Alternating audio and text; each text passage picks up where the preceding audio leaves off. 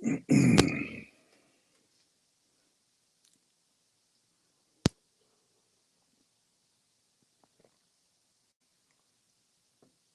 hello. Is anybody out there? Hello, hello. Is there anybody out there?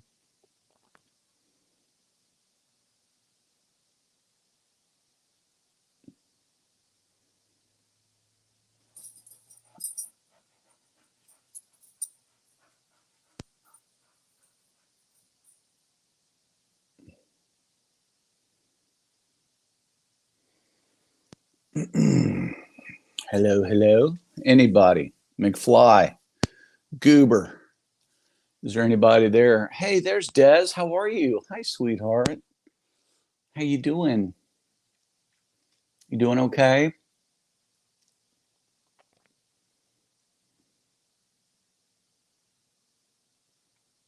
Can you hear me okay, Des?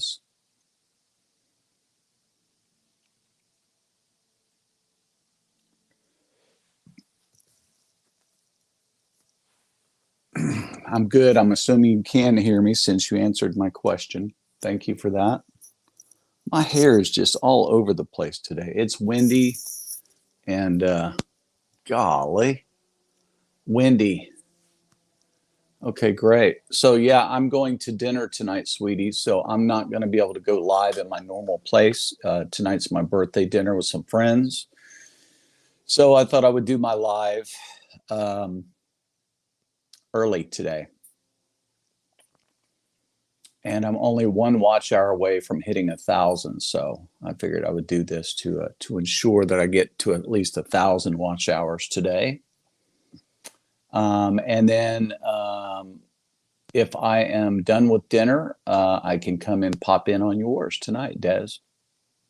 But I doubt that we're going to be finished because we're going to have dinner at a pretty high-end steakhouse, lots of wine, lots of cigars. So it's probably going to be a late night for me. Actually, sweetie, my birthday was yesterday, but on Facebook and YouTube, I have it as today just for security reasons. I never tell anybody my exact birthday, but it's actually today. I'm sorry, tomorrow, yesterday. I'm not awake yet. Hello, I got my coffee.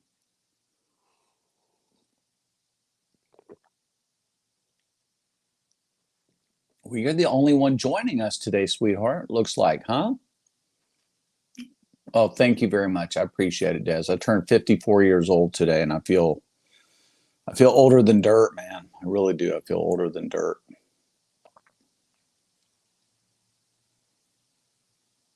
But that's okay.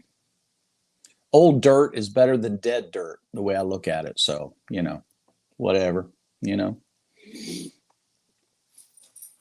Hey, DJ. Oh, you are? Okay. Well, hold on there, my sweet love. There you are. Oh, wait, sorry. Hold on. Golly. I'm sorry, DJ. Yeah, I know. I see you. Hello, DJ. Hey, John, happy belated birthday. Hey, Thank you, my friend. Thank you so much. Thank you so much. How are you, my friend? I'm doing good. Yeah? Yeah, I was just in the middle of putting together a track and I saw you came on, so I decided to put that on hold and jump up with you. Well, man, I sure appreciate it. What a great birthday gift. Hey, Bud Files, how you doing? How you guys doing over there? The Bud family. Well, thank you, Yeah, DJ. I appreciate it. Yeah, I'm going early today, DJ, because I have a big. My best friend also has the same birthday as I, yeah, and which was yesterday, as you know. nice. So I was not feeling good yesterday. So he offered to for us to go do our annual steak and cigar birthday dinner tonight. So I said, okay, let's do that. So we're going to be out tonight, so I won't be able to do my normal 7 o'clock time. So I thought I'd go early today. Uh, cool, cool. How are you doing, man? I'm doing good. I'm getting ready to make more videos. So Okay. yeah, one thing I had planned today was try to make a new intro for my videos. I know nothing about music, so for me it's a little hard to do. Well, the only thing you have to know is two things. Number one, to get around copyright, you can use up to 14 seconds of a copyrighted product before you get stricken Okay. down.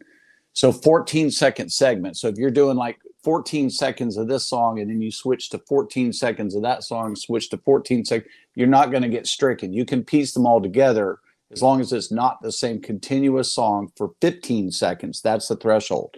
That's number one. Number two is, you can use either copyrighted stuff or not. If it's non-copyrighted, of course, you can use it as a continuous stream. But if it is a copyrighted song, you can only use 14 seconds at a time. Okay. Yeah. I mean, Yeah. that's my understanding, DJ, as far as I understand so far. Yeah. I'm trying to go all original, which Mm-hmm. for me is hard because I'm a video editor. I'm not a audio producer. So Got you. put the sounds, figuring out what sounds good to go is not easy for me. Like, I could put drums with classic guitar, and that might sound good to me, but to you, that might sound like it's a cat dying in a blender. Cat dying in a blender. That's funny. Yeah, I would but do, what I like, I'm a fan of jingles, like little jingles that are very simple that get stuck in people's heads, like yeah, advertising people, because you are a character, DJ. You are your product. yeah, You are the logo.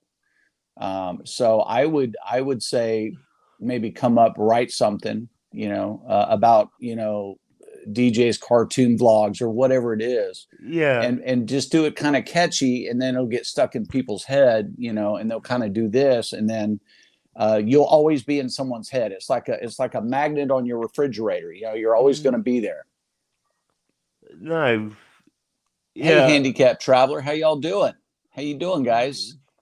Trumpet Matter, Luis, how you doing, buddy? Those ribs look bomb, dude. Uh, those ribs look beautiful, man. I'm gonna have to try that cherry cola, brother. Go ahead, DJ. I'm sorry, buddy. No, you're fine. I definitely get what you're saying, and you know, that reminds me of a show I believe we all used to watch called Full House. Mm-hmm. And if you know where I'm going with this, just remember the catfish jingle that they tried to sell, and that worked. I don't remember how it goes myself, but that was a good one, and that's what I'm aiming to do. But again, it's just a video of George trying to come up with original audio that's not just talking is a little hard. Right. I Uh, understand. I yeah, remember when I was growing up, DJ, I remember probably the most catchy tunes I remember from like sitcoms that I grew up was like the Jeffersons. Well, we're moving on up. I remember that. And I remember yeah, Different Strokes.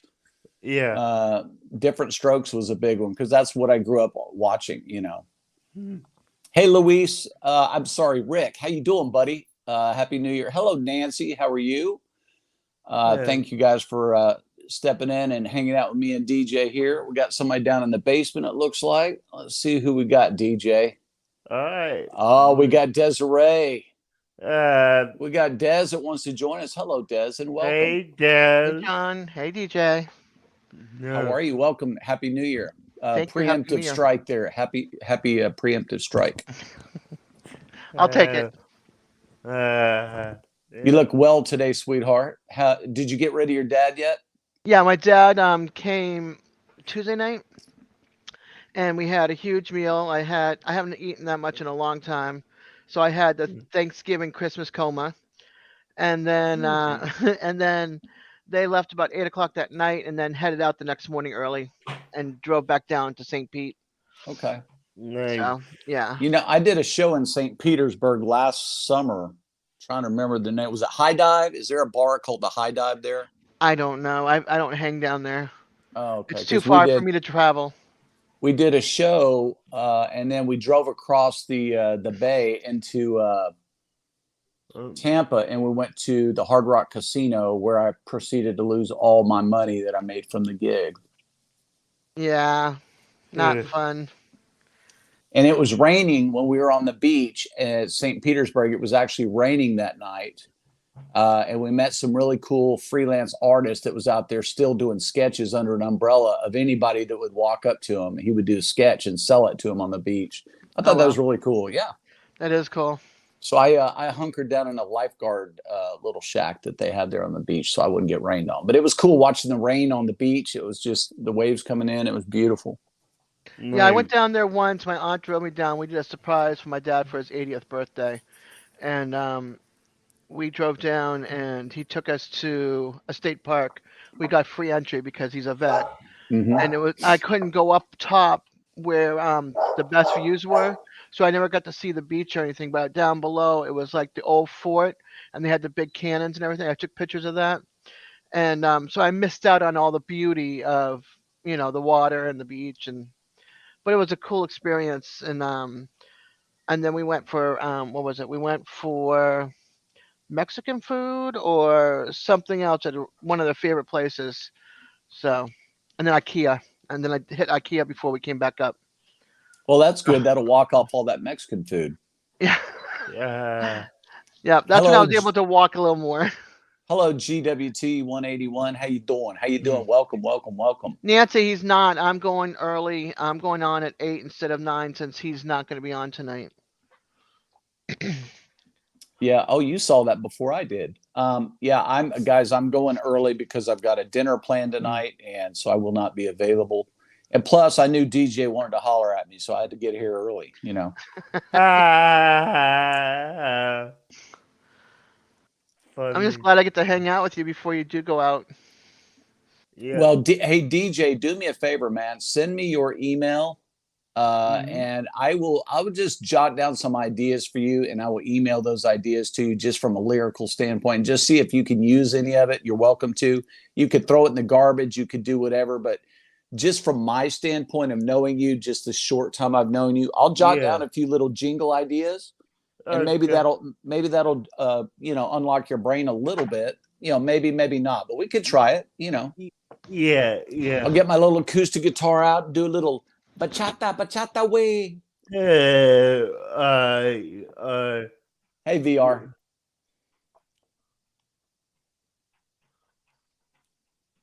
Des has my email address, so she can send that to you in private chat.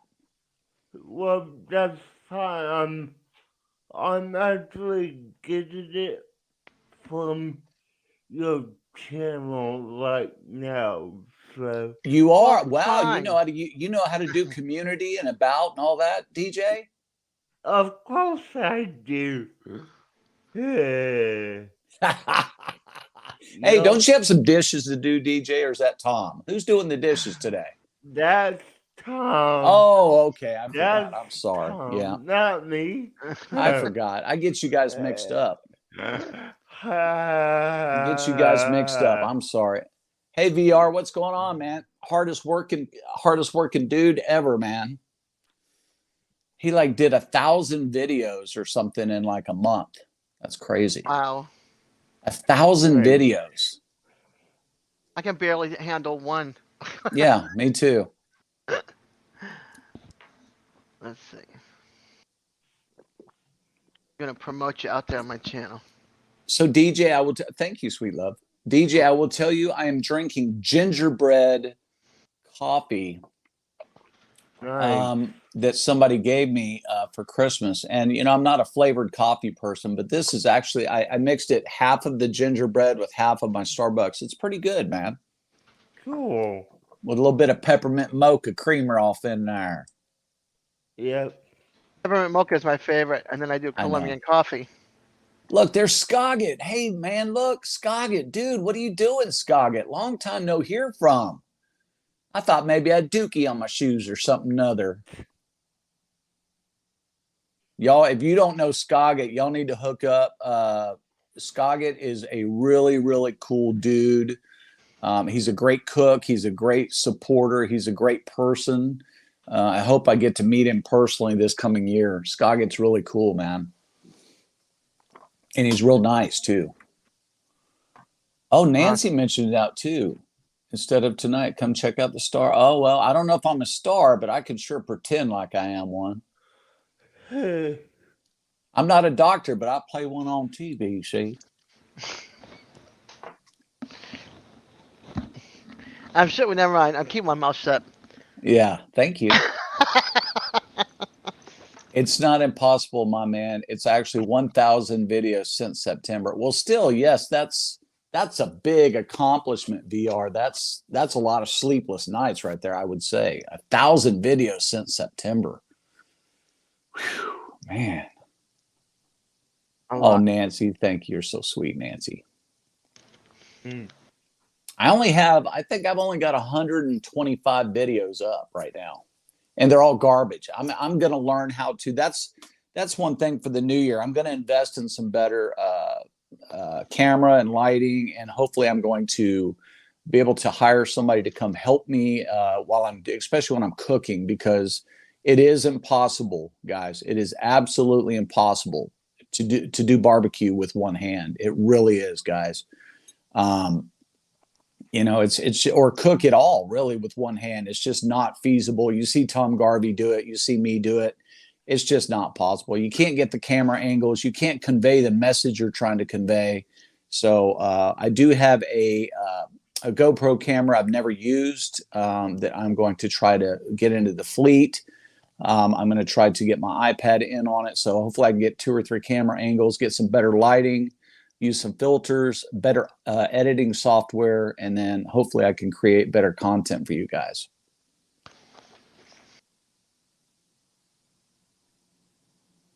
GoPro with a chest holder or a head holder? What's that?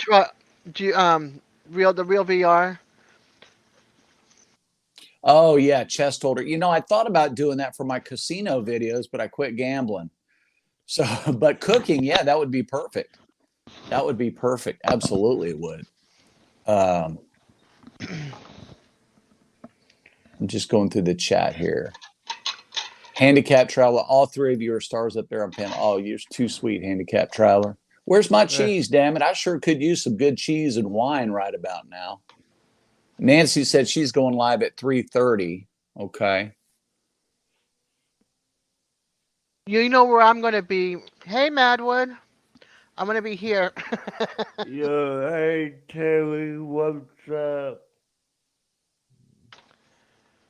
Oh, thank you, Handicap Traveler. Yeah, I'm using a small tripod right here. It's a monopod. It's like a selfie stick and a collapsible tripod, but they're the small little 36-inch ones. I don't have a floor tripod, but I will be investing in a couple of those, both for lights and for cameras. Hey, Madwood, how are you? Thank you for joining us today, Madwood. Hey, there's Purple. Purple's in the room, Hey, everybody. Purple. Purple Yeah, winks, man. I had to write down your birth date. Did you get the right date or the one I Yes, I published? did. No, I got the right date. Hold on a Hey. second. Hey, DJ, it's been a hell of a year, I'll tell you. I come sliding in there like a train wreck, I tell you. Hey, Jonesy. Is that Radio Jonesy in our Yes, midst? it is. Oh, wow. Yep. Came over from Canada. And Simon Velez. Oh, Hey, brother. Simon. I give Simon one of them bad boys right there. Simon, if I had a bigger beard, I'd give you one of these here, but I don't. So, Yeah. Jonesy, I want to say thank you to Jonesy. Jonesy was running my playlist and get me some hours. Jonesy, I'm up to 999 hours. And then after this live stream, I'm sure I'll be to 1,000. So thank you for that, Jonesy. That is awesome. Thank you so much. And I was just telling these guys, Jonesy, I'm going to get a legitimate setup, a studio setup this coming year. But guys, I'm in the midst of trying to buy a house right now, so I cannot spend a dime. Ooh. That's why I could not spend any money on Christmas.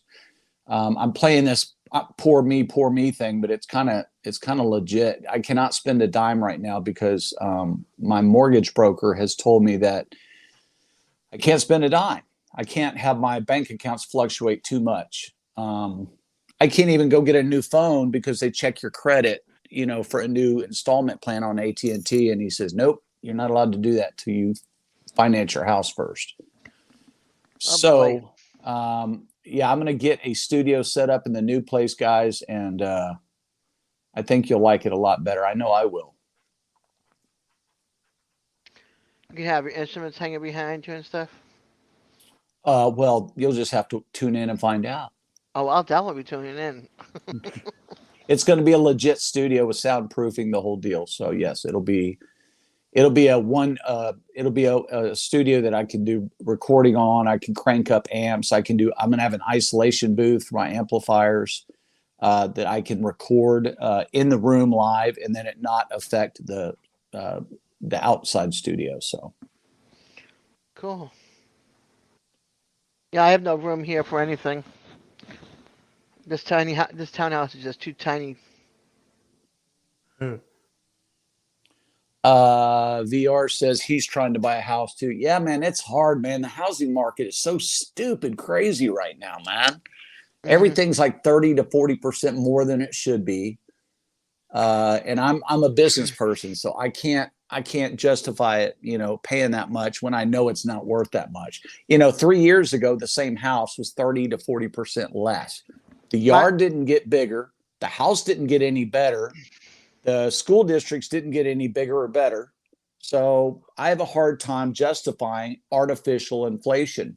And that's exactly what we're talking about in the housing market is, although it's real, right? It's real dollars. Some people are willing to pay that. I myself am not. So I would rather buy a new construction house that I can't compare last year's prices to. So I am looking at perhaps building a house. I don't know if that's going to be out on the acreage or if that's going to be in a subdivision. I'm not really sure. I'm sorry, Des, you were saying something. No, just saying. When I got my townhouse, it was $50,000 on foreclosure. It's now worth $134,700. Yeah, so $84,000 over what you paid for it. Now understand 13 years ago. It was distressed. Well, still, but that's almost 3 times what you paid for it. So, that's what I'm talking about. I mean, did your townhouse miraculously get 1,000 square foot bigger? No, it just got all new floor, roof, that kind of stuff. They don't look at that. No, Your appraisals do not look at that. AC, no, not AC. Hot water tank. They don't look at that. Well, that does not figure into your value. Roof would not, but yeah. Well, the roof might, but I don't think so because it's insurance, right? So it's not an improvement. I think what they're looking at is if you pour concrete for more parking, or if you put an outbuilding, or if you add on to the house. I think those are the improvements. Yeah, there's no way to improve on this townhouse. I don't even have a yard. Right. So that's my whole point. You just Yeah. illustrated, you've highlighted my Well, point. yeah, but thanks a lot. Now you're telling me that my house should be $50,000. No, I'm not telling you Uh, anything. I'm just saying that in my circumstance, a guy that lives on just my income, right? So I don't have a partner paying for half. I You don't know, a lot of either. people, Yeah. their wives or husbands pay for half or whatever. They can yep. afford more house. I can't. Yeah. I make what I make. Yes, he does, Simon. Des, could you drop DJ's channel, DJ's Cartoon Network, Yep. I can. please? Simon, she's going to be nice enough to drop that for No, us. not network. Don't get that confused. I It's, did not get. I know you. I've got it right here in front Oh, of I so me. it's know. different, DJ? Des, could you help me out, Will? What do you message me? What do you want helped out? I've got your channel. It's not No, the one with the 650,000 subscribers. no, like, just make it clear that I'm not Cartoon Network Oh be- no. because I would get copyright for Yeah, that. no. Oh, okay. Well, I'm sorry. I know it's not Cartoon Network. I understand, but it's DJ's Cartoon Network, correct? No. Universe. No, Okay, it's just Universe. Okay. Yeah. Yeah, put it. Well, you guys know what it is better than I do. Yeah, it's up there. yeah. Scoggett says he bought his house brand new back in 1996 for 63,000, valued now at 220. See, guys, that's almost 4 times what he paid for it. Good for you, Scoggett. You made Well, money. no. But people like myself who have been Thank renting you, for Simon. 11, people like me who have been renting for 11 years have done nothing but throw money down the garbage. Well, I was in housing until I got this townhouse, and I only got it because of my stepmom. She bought it on foreclosure for 47,000 something, 50,000. Hmm. So I'm paying her, and I got 2.5 years left, and it's mine. Oh, wow. Good for you. Yeah, Cool. and I hate it. Well, yeah, but look, so the good news is, Des, is you've got 2.5 years until you are liquid, is what they call that. I am just starting out my 30-year. Of course, I'm going to pay my house off in 14 years because I do know how to do that. And I have the money to do it, depending on the price point of the house, the interest rates, and all that. But luckily, I'm in a position, I don't pay any property taxes. And so my loan amount will be subprime. It will be a very competitive rate. And so I'm very fortunate I don't have to spend that extra 40, 50, 60, 70 grand a year that some people do on property I can't even taxes. go and buy a different house if I wanted to because I have no credit to get credit. I've never had a credit card, never had a car loan, never had a house mortgage, nothing. So this does not even consider that because it's going into a trust. So it's like I have nothing. If I wanted to go out and buy a different house and sell this and use the money towards that, I couldn't because I have no credit to do it. Well, it's real Yeah. So simple. It's real simple because I had to build my credit too because I've always been liquid. I always had cash money. So I didn't use credit either. My vehicles, I've always paid cash for. So I never had any credit. I never had credit cards. So I don't know, 5 years ago, I was dealing with a mortgage broker because I thought I was going to buy 5 years ago when everything was pretty low. And they ran my credit and said, "You have no credit." And I said, "What do you mean, no credit? That's not a thing." And they said, "Yes, it is a yeah, it thing." is. And Uh, it's worse than having bad credit. And Yeah. I'm like, "Well, yeah. how could that be?" So Hey, what Peter. she, so what she hey Peter, so what she told me to do was to go to my bank and get a secured credit card for $500 and pay on it for 6 months or whatever, and then release it as unsecured. And that's what I did. And then I built of course, I built by making timely payments, I built the balance or the limit up on it, and it's unsecured. But that's how I was able because I don't have any revolving credit other than the creded card. So I Yeah. would tell you to go do that. They can't say no to you for a secured credit card, and then if you pay on it, every 6 months, they'll review it and they'll give you an unsecured card, and then you're off and running. And it only takes 3 to 6 months to establish credit. So it's not like it's a big deal. Yeah. I'm scared to have a credit card in my hand. Hey, Rich. Well, you've got to be like me in a casino. You got to be You gotta have a little bit of discipline. Uh, That's why I quit gambling, DJ. You see there? yeah, Hey, Maple Cook, how you doing, my brother? Hi, Maple Cook. You guys, if you guys DJ, check it out, my brother. If you guys and Scoggett, if you're not subscribed to Maple Cook, you need to be. You want to talk about a chef. Now, this guy makes me look like a hobo sleeping on a park bench. This dude could flat out cook. He's got this whole team of people, and he's got his buddies over there, and they're jaw yakking back and forth, and they're making it funny, and they're throwing rocks at each other. And y'all check out Maple Cook. That guy right there can cook. He's traveled the world cooking. He knows what he's doing. Jonesy, Purple, all y'all check out Maple Cook, will you? I'm telling you, that guy I'm already subbed. Well, I know you are because you addressed him. But the dude he's a younger cat, and the dude is flash, man. I mean, he's straight up legit. You guys check him out. I mean, you will love his channel. I mean, his editing and his all of his content is top notch. I mean, it's just amazing. It's like professional. Okay, I did not want that. What happened? Yeah, it's COOK there, DJ. COOK. Now be careful how you spell that. Yeah, no, like, what happened Dez, what are you laughing at, Dez?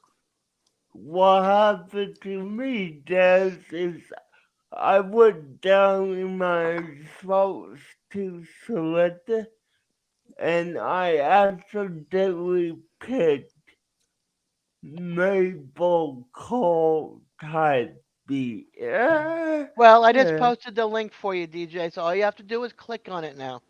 Okay. Thank So- you, Dez. I'm only laughing because he always teases me and makes fun of me when I do a boo-boo. Yeah, So that's why I'm laughing. Because, Yeah. see? Well, Dez, thank you. Uh-huh. I appreciate it. So Scoggett says, you know, Des, when you're talking about building credit, he says he only has 3 credit cards. He only uses them in case of emergency. You know, that's fine. Just because you have a credit card does not mean you have good credit. I've unfortunately had to learn this the hard way. Whilst I was, you know, having fun with my credit card, building it up from a $500 secured card up to a $2,500 unsecured card. You know, I max it out every month and pay it off, thinking, well, yeah, I'm showing my muscle. Nope. You only want to use up to 30% of your available balance. You only want to charge up to 30% of your available balance. So if you have a $1,000 limit, now, guys, I'm not a mortgage. Let me go ahead and give the little caveat for YouTube, guys. I'm not a mortgage lender. I'm not giving financial advice. Now, Des, since you and I are friends, I'm going to tell you just some friendly advice because that's different. You only want to use 30%. So if you have a $1,000 available balance, never go over 300, and you want to carry that balance. So pay just the minimum, and they want you to carry a balance month to month. They do not want you to pay it all off, even though it's our instinct to do so.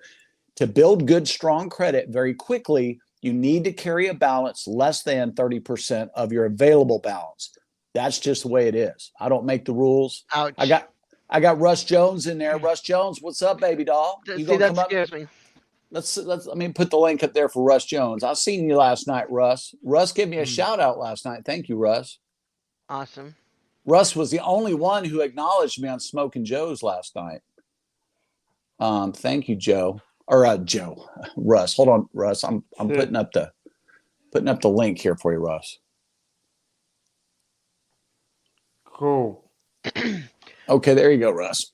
It only scares me because I'm on a limited tight income of $1,000 a month. Right. So for me to have a credit card and that kind of stuff, it's too scary. Well, hold on. So again, not financial advice. I'm not a professional. I'm just your friend. So getting that business part out of the way. So let's say you get $1,000. Let's just say a $500 secured card. Okay. Mm-hmm. What is 30%? What is 30%? Do math in my head. $60. Oh. Okay. So you whatever, like your water bill, charge your water bill. Okay. And on your credit card, if it's $60 or $50, that's fine. Pay off the minimum balance only. Hey, Jerry. Hey, Raquel. How are you? Thanks for joining, guys. Hey, Raquel. So just pay off the minimum balance and carry a small balance, less than $60. And I guarantee you, you will build credit quickly. It doesn't matter. You don't have to have a $5,000 limit on a credit card to build credit quickly.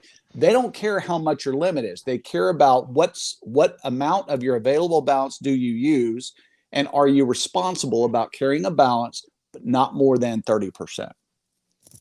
Oh, shit. Oops, excuse me. Cleaning on my truck. Okay, no problem. No problem, Russ. That's okay, buddy. Can you clean my truck when you're done with yours? Yeah. Hey, Raquel, I enjoyed going through the lane with you at your place, man. If you guys check out Cottonwood Ranch, if you're not already, I think both of y'all are, but anyone in the chat, make sure that you subscribe to her. She's got I think it's 80 acres up in Canada.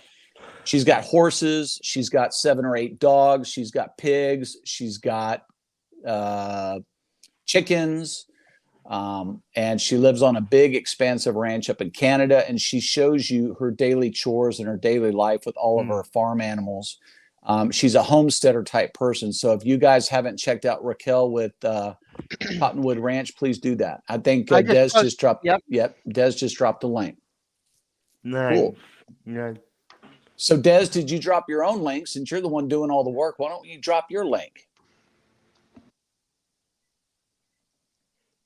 Come on, Des. Now, as far as Dez's content, guys, I can't tell you what she does, but I can tell you this. I'm a big fan of Desiree. I'm a huge fan. Yeah. Yeah. I just talk for hours upon hours with everybody on StreamYard. Yeah, Des is a good person, and I'm saying this as a joke because it's a joke between me, her, and another channel. But Des is my mom, so Yeah, I've adopted 2 guys that are 28 years old. I'm their mom. Hey Raquel, the only reason I'm going early today is tonight is my birthday dinner, and so I will not be able to do my normal time slot. Every year for my birthday, which was actually yesterday, we do a big steak dinner with wine and cigars and whatnot. We do it up big, so tonight is that night for us. So that is why I'm going early. But if you got to do your thing, do your thing. Shake and bake, baby. Shake and bake. And by the way, I wanted to go back and address something here, guys, in the chat. Let's see, where was that? Nomadic Rat Pack. Welcome in. I've never seen you before, but thank you for joining us. And I want to say something to you. Cottonwood is my #1 allergen. I hate cottonwood blowing around. And I'm an arborist, so I a lot of times have to trim cottonwood trees or cut them down. And I hate cottonwood trees, but I love Raquel. So there you go. And if you, and Nomadic Rat Pack, if you have not checked her out, please do that. Oh yeah, I guess you have. You said she's fun to hang out with. LOL. Yeah, so you're getting some subs there, Raquel. Pigeons also, and she has a donkey. Yes, she does. I don't know what you're saying, VR and Canadian French. I don't know what you're saying, but I think okay. Geared towards. Yeah, some BC Treasure Talks. It's summertime snow, we call it around here, but it makes me sneeze my head off. So, Thank you, Simon, for subscribing. Simon's cool, man. Simon Velez Yo, is come really on, cool. don't start any drama, bro. Don't do that to me. What happened? Leave what old man King Home said, but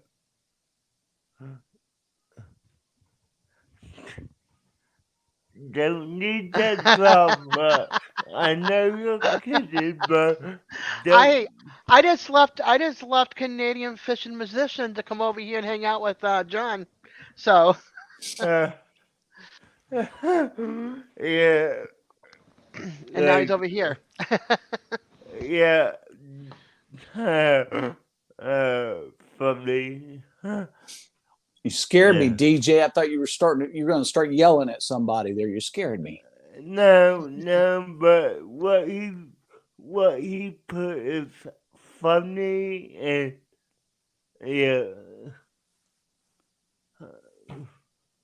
Yeah, it Okay, was funny. Rat Pack. I understand. You're right. I actually, I got to tell you, Belt Loop 29 and Devil Dog. When I came over from the gambling scene to I converted my channel really to a barbecue channel. They were two of the main people I met. And yes, I do remember you actually. Now that you mention it, I know that you're a lurker, but I haven't seen you in a while, so I forgot. But yes, Gary, Belt Loop 29, shout out, and Devil Dog, shout out. Because they have really hooked up and networked me into a lot of really nice folks. So, um, Yep.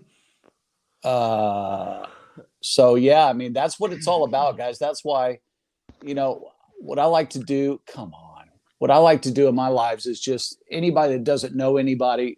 I mean, just connect. It doesn't cost anything. Just like we're always trying to tell non-YouTubers, subscribe. It doesn't cost you anything. Don't be afraid to go to somebody's channel and hit subscribe, guys. I mean, Yeah. you already know the deal, right? We're all just helping each other, and that's what I like about it. Yeah, Sheena's Yeah. also a great community. She branches everybody out as well. Yeah. She does. She, That's correct. she And then you does. got the homesteaders that branch out, and now a bunch of you guys going into the homesteading community. So it's kind Yeah. of cool. So it goes all the way around. Yep. Now, I will say, without Devil Dog, I wouldn't have came over to any of y'all. Oh, well, God. thanks a lot. Thanks a lot. I see how you are. No, like really. Dev Dog was on a channel on Postal Friends with called Gulf Coast Glenny. Yep, Then, Charlotte. Uh-huh. yeah. So, Dev Dog came up there one night and I believe July, and from there I looked him up. I went to his channel, and then 4 months later, here we are. I know everyone that I met through Devil Dog, and that honestly would not have happened I'm if still trying to figure out how I met everybody. I don't Hey, know Zhao, how. how are you, Zhao? well, If y'all haven't connected to Zhao Pimienta Oficial, he is down in, I want to say he is in Brazil, I believe. Y'all check him out. He eats a lot of hot foods. He's an international celebrity down there, so y'all check him out. Zhao Pimento Oficial. If you haven't connected, all you got to do is just click on him and you go right to his page, I think. So I'm sorry, well, DJ. I'm sorry. Go ahead. Here's Joe's channel. yeah, I will say if you're not a mod, you cannot click on them, Yeah, I thought and about that. Yeah, I thought I about that. got I'm it. sorry. He mentions yeah, them. I'll put it up. Yeah, I yeah, Purple and some other people. I got to work on my wrenches, guys. I just haven't done it. I've been kind of busy. End of year for my businesses, I've got a lot of tax stuff to do, and I've been very, very busy with that. And like I said, trying to pack my house up because this house I live in is literally falling down around me, and I've got to get out pretty quick before it does. I mean, I'm looking up at attic insulation in some parts of my house. That's not a good thing, especially when it's a one-story house. So I've got to do that, and taxes and business plans for the next year. And it's just, I'm a one-man show. I don't have anyone to help me with that. So I know I need to get wrenches out to some of y'all, and I will do that. Just please be patient. And I know who the people are that I need to do that for, and I will do that, guys. Okay. cool. Because I understand the importance of mods. I used to not know about them, but now I do. And like what Des is doing, it's very important. It's very important for people's connectivities, and that's all I want to do, guys. I don't, unlike some people, I don't do this for the money. because I know that I'm never going to make huge money off YouTube. I'm not Yeah, I'm yeah. not that kind of personality. I don't have that kind of. I don't have that. I don't, whatever that thing is that YouTube's looking for. I don't have that, and I'm okay with that. I'm just, my reward in all this is you guys. Yeah, Um, yeah, I John. I get it. Like I tell people all the time, I'm doing this for fun. mhm, Now, if I get to the point where I can make money off it, great. mhm, But my primary goal for do this is to have fun because I'm doing what I love, which is talking about cartoons and talking to people. yeah, That's what I enjoy. sure. And like Scoggett says, Scoggett is well over 1,000 subscribers, and he says he does not make a dime off of YouTube. Now, there is, guys, I've been told, there is the option that once you get to monetization, you do not have to be monetized. You can actually, once you pass the threshold, you can actually opt to where, no, you cannot, YouTube, you cannot put commercials on my site, because I don't want my videos interrupted, and therefore keep all your advertising money, give it to somebody else. So there is that option, and that may be the option I choose, because they're already making money off of us, guys. On some of our better performing videos, I've already got ads running. I've never seen a dime from it. So probably, DJ, to your point, DJ, I want to hit the 4,000 hour mark because I want to say that I got there. I want to hit the 1,000 subscriber mark because I Yeah, want to say I got there. I haven't decided yet what I'm going to do. If I go on to Social Security disability before I hit my threshold, then I'm probably going to tell YouTube, nope, stay off my channel, because I don't want yeah. it to interfere with my passive income from Social Security. So I haven't made up my decision yet on That's what what I'm going I'm to do. doing. I'm not going to be monetized. Yeah. Okay, well, I mean, that, Because they don't pay much money, guys, for the amount of money they make, YouTube. They give us crumbs. And to me, that's a kick in the nuts. Excuse my Unless you got language, ladies. 50,000 and over, that's when you start making something. Well, and you know what? It's still, guys, listen. I make real money out in the real world. This YouTube stuff everybody's clawing and fighting for, this is nothing, guys. I made over $2 million gambling last year, not this year, but last year. And I lost it all. mm, $2 million. None of my friends made the kind of money I made, and I lost it all. I had enough money where I was stupid enough to give it all back. yeah, well, That's what If money will do to you. if I could That's what money work, will I'd do have to you. more money, but since I'm disabled, I can't do that. So, And now I'm disabled, Des, so I can't yeah, physically work in the trees and the landscape. I can't push a wheelbarrow. I yeah, can't rake.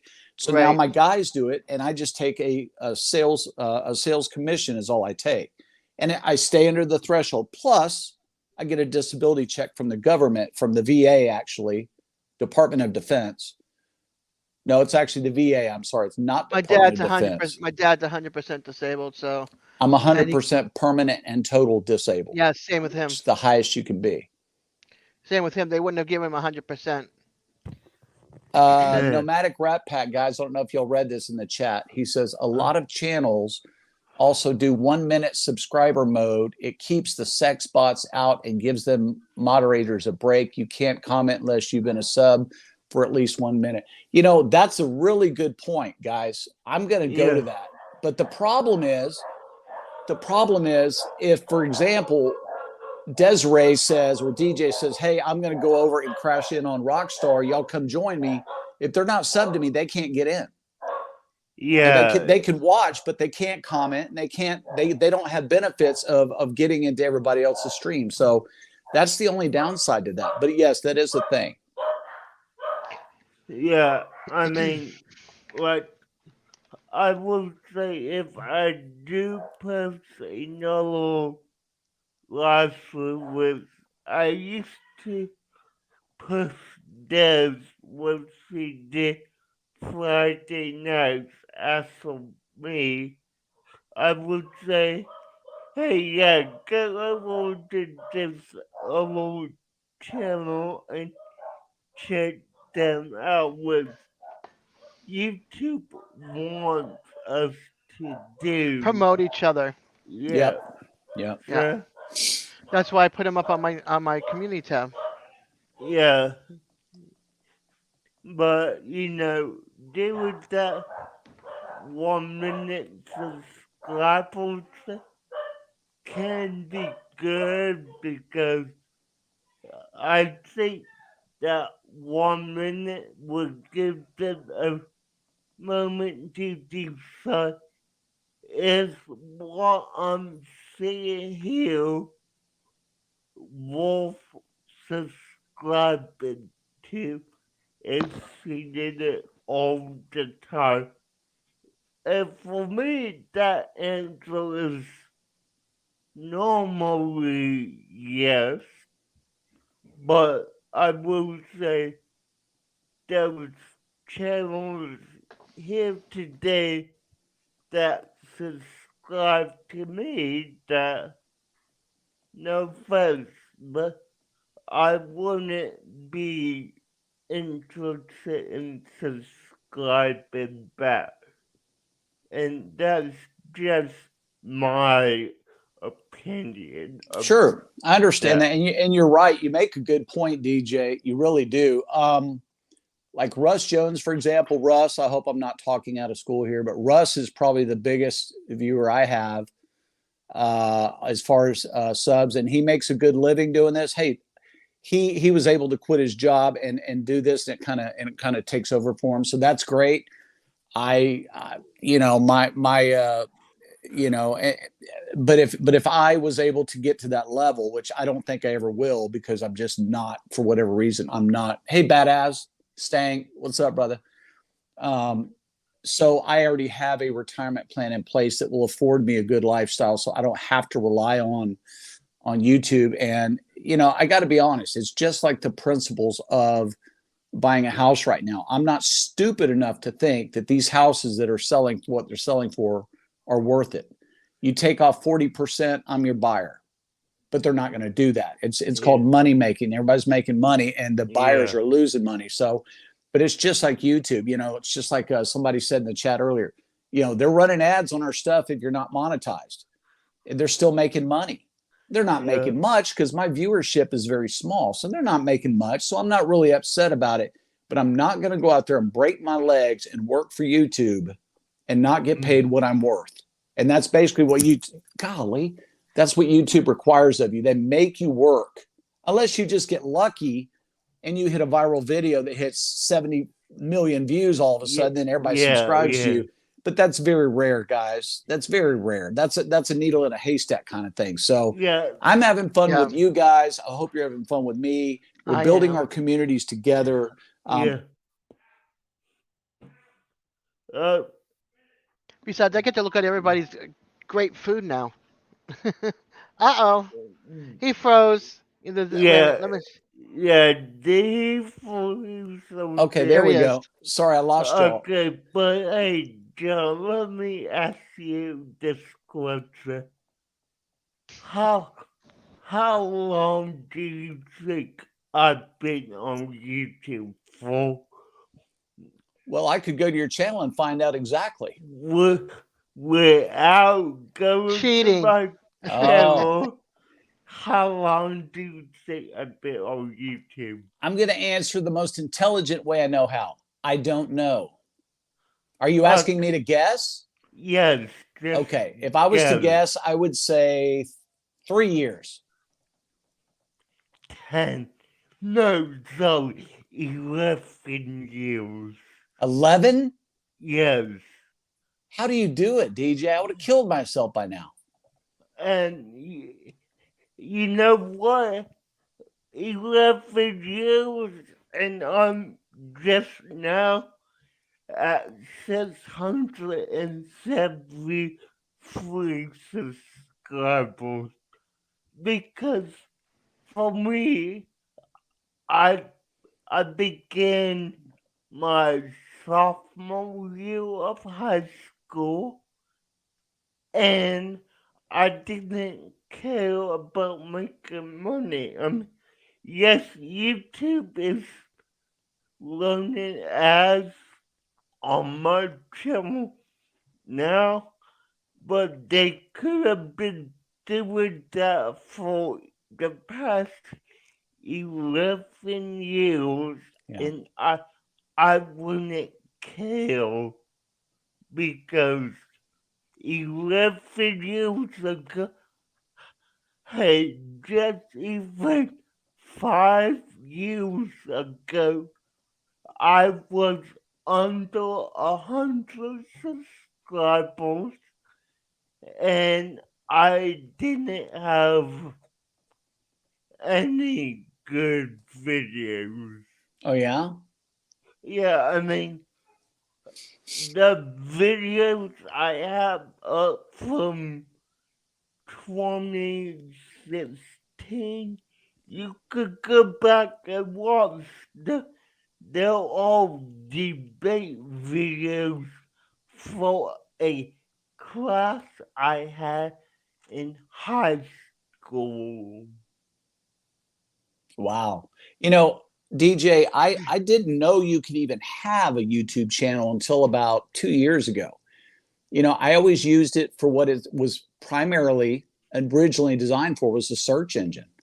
Yeah. It's the largest search engine in the world. Google owns YouTube, so it's the largest search engine in the world. So I used it. Well, second largest because Google is the largest. Yeah, but it's all one company. It's under umbrella, so it's all one company. Now they may for tax purposes they may operate individually or whatever, but I believe that's all part of Google, which is out in California. I believe. I could be wrong. But I just used YouTube as a resource to how to find out how to do something. I didn't even know about this whole world that was available to us. And, quite honestly, I'm burned out on Facebook. I really am, because it's just pretty much your local people day in and day out in the music scene here that I deal with, and maybe some relatives down in Florida or whatever, maybe a couple Yeah. of friends in Vegas or New York. But for the most part, the reach isn't what it is on YouTube. The YouTube, I think, has a better reach as far as internationally. Yeah. And I use YouTube more of as a creative outlet, because I could upload a cooking video to my local friends, and they're like, yeah, we know you're a cook. Yeah, okay, what else you got? Oh Yeah. yeah, I well, we know do. we know you're a guitar player. What else you got? Yeah, we know you own a tree business. Yeah, what else you got? Yeah. It's like they get burned out, and pretty much then your viewership really goes down.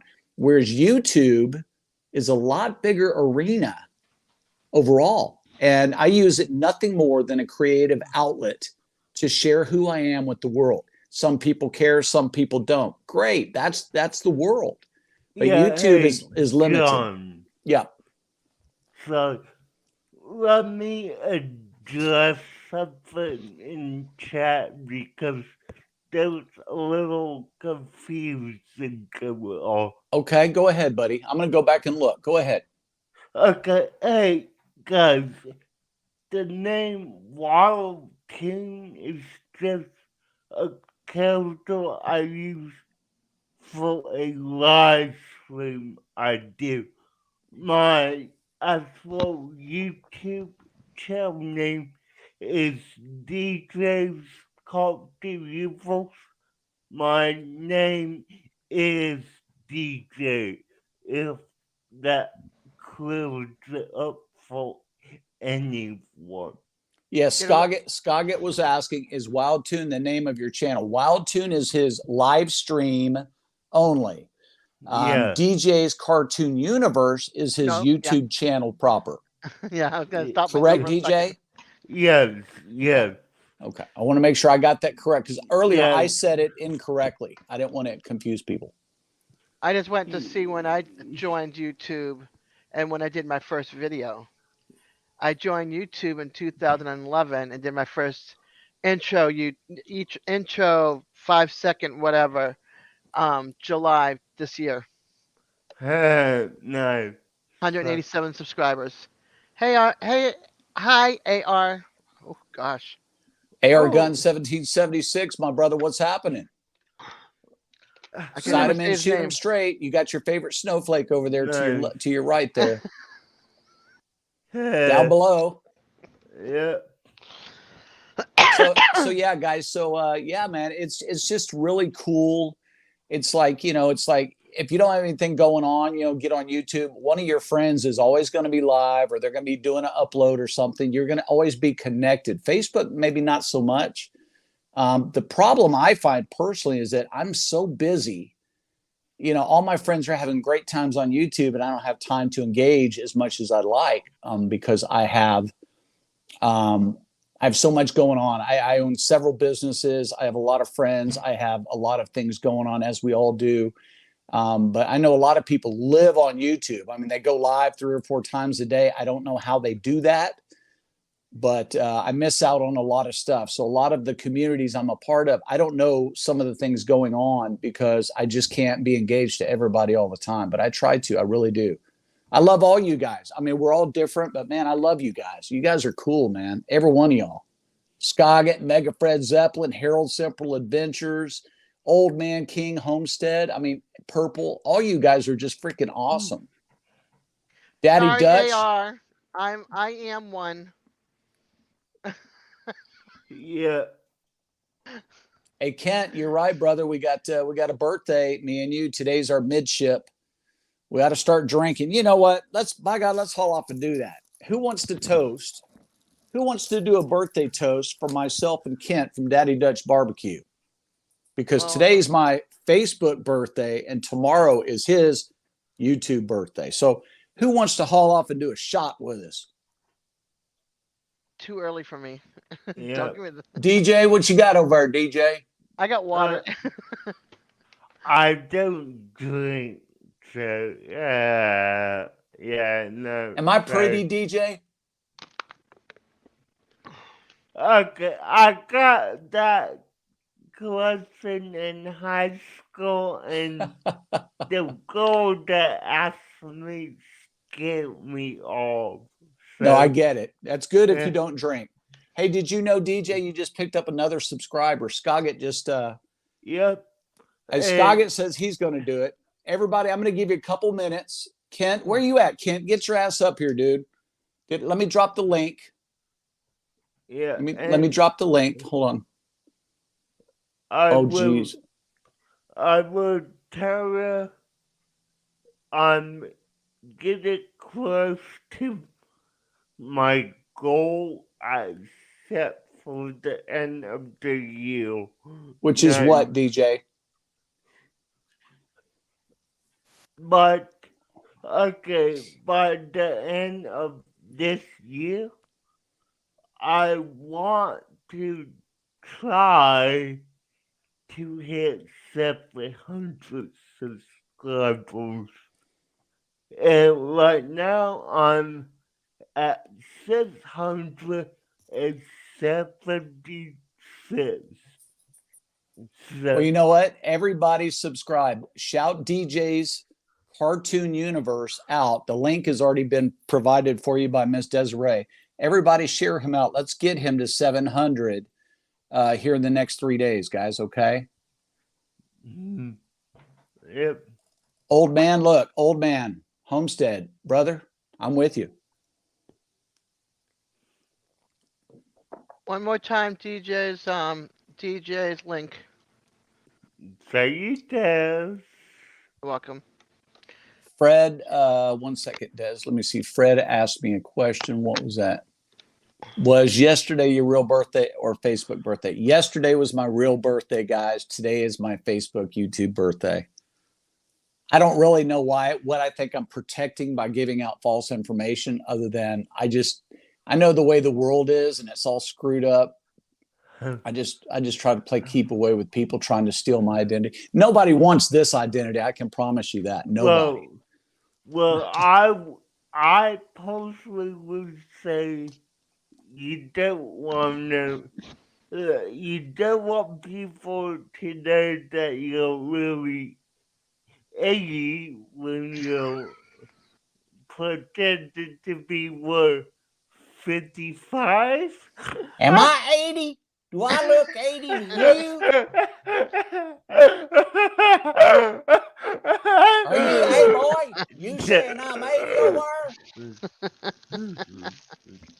Kent, come on, man. Are you? Oh, that's you in the basement. And then old man, whoever it was, Peter.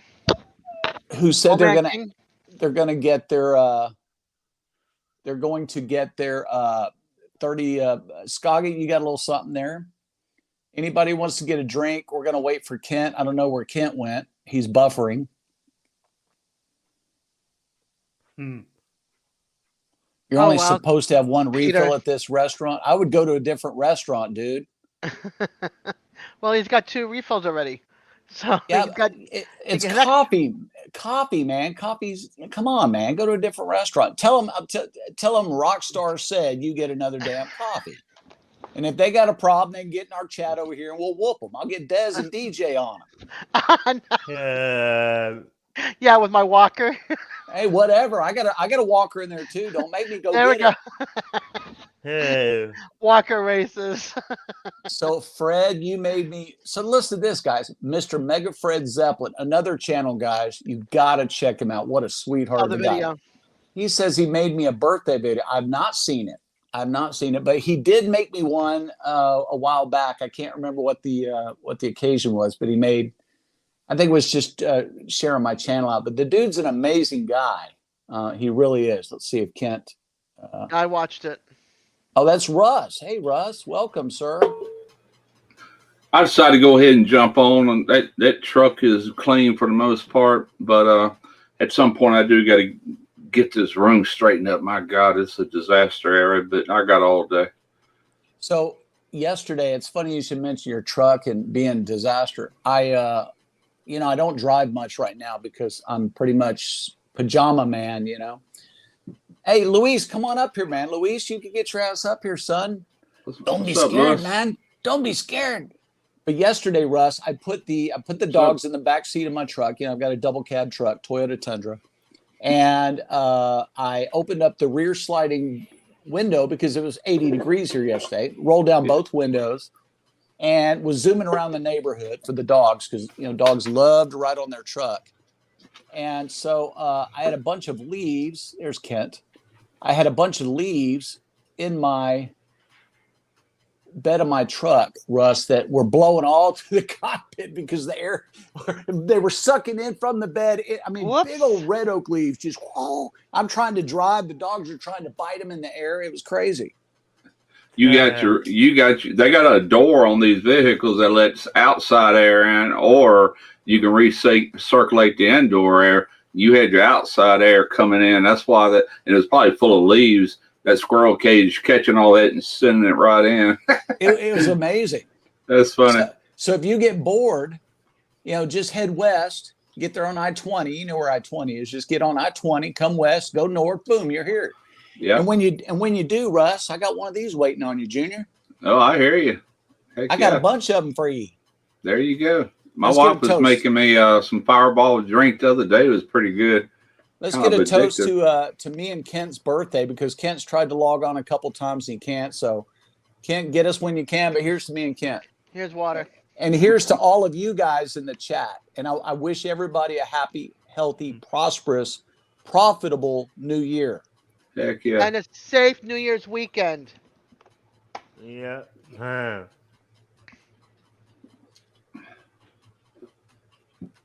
Ooh. Ooh. Yeah, I like them red hots, man. Oh, it's good stuff, man. I'm saving my tequila for tonight. Now listen here, Russ. You're a truck man. Mr. Mega Fred Zeppelin, he's over there bragging. He talking about he's got a 2004 Toyota Tundra with 118,000 miles. Well, that's cool in the gang. Well, look at here, Uncle Fred. Guess what I got? I got a 2001 Tundra with 276,000 miles on it, and I'll blow you off the damn starting line in a race. Well, the one I'm selling it to my youngest son. He's flying in here Saturday from Philadelphia, and he's driving.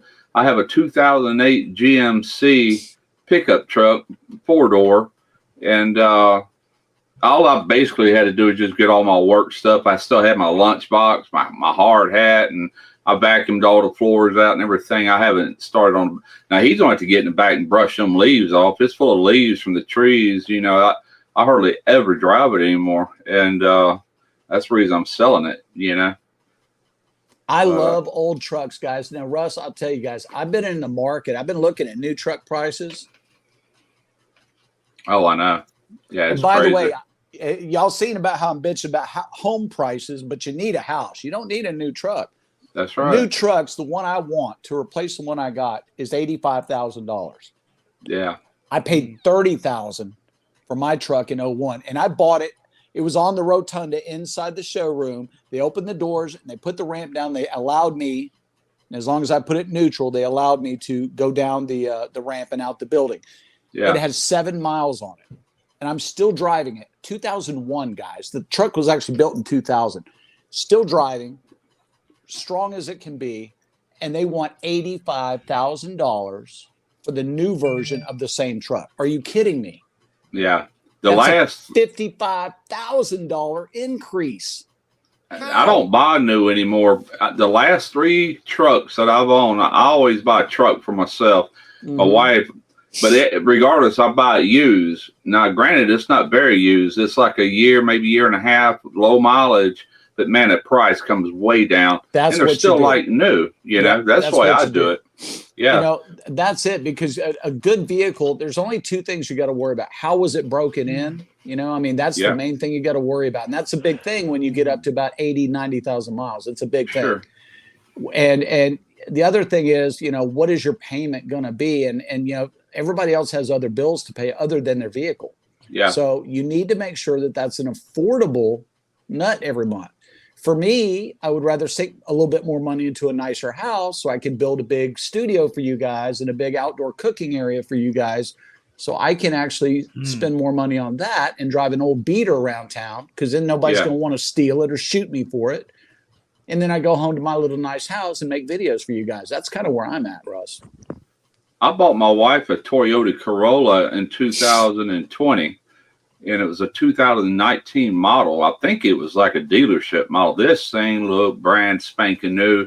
It had like 600 miles on it. It was very low mileage. And I got that thing for like $16,000, you know. Wow. And I paid a year on it while I was still working. And the first thing I did when I decided to retire and leave is I paid that thing off, because I think I financed it for like 3.5, maybe 4 years, something like that. I can't remember. I didn't want to be bottlenecked having to make that payment, so I just paid it off. It's free and clear. It has been for over a year now. You know, just paid it off. Paid on it a year while it was financed and paid it off. You know. So that's a big point for me. Is you know, is it a comfortable nut every month in addition to all our other living and expenses that we have, right? So yeah, for me, like my truck it looks like hell. I mean, the top, the trunk, or the hood and the top of the car are faded. It's a metallic green paint job, gorgeous when it was brand new, but it's all faded now down to the primer. So I need about a $3,000 or $4,000 paint job on it. Yeah. I want to put new wheels and tires, but all the suspension's been redone. The top end of the motor's been redone. New battery. I mean, the thing just runs like it's a Toyota, so it runs like a dream.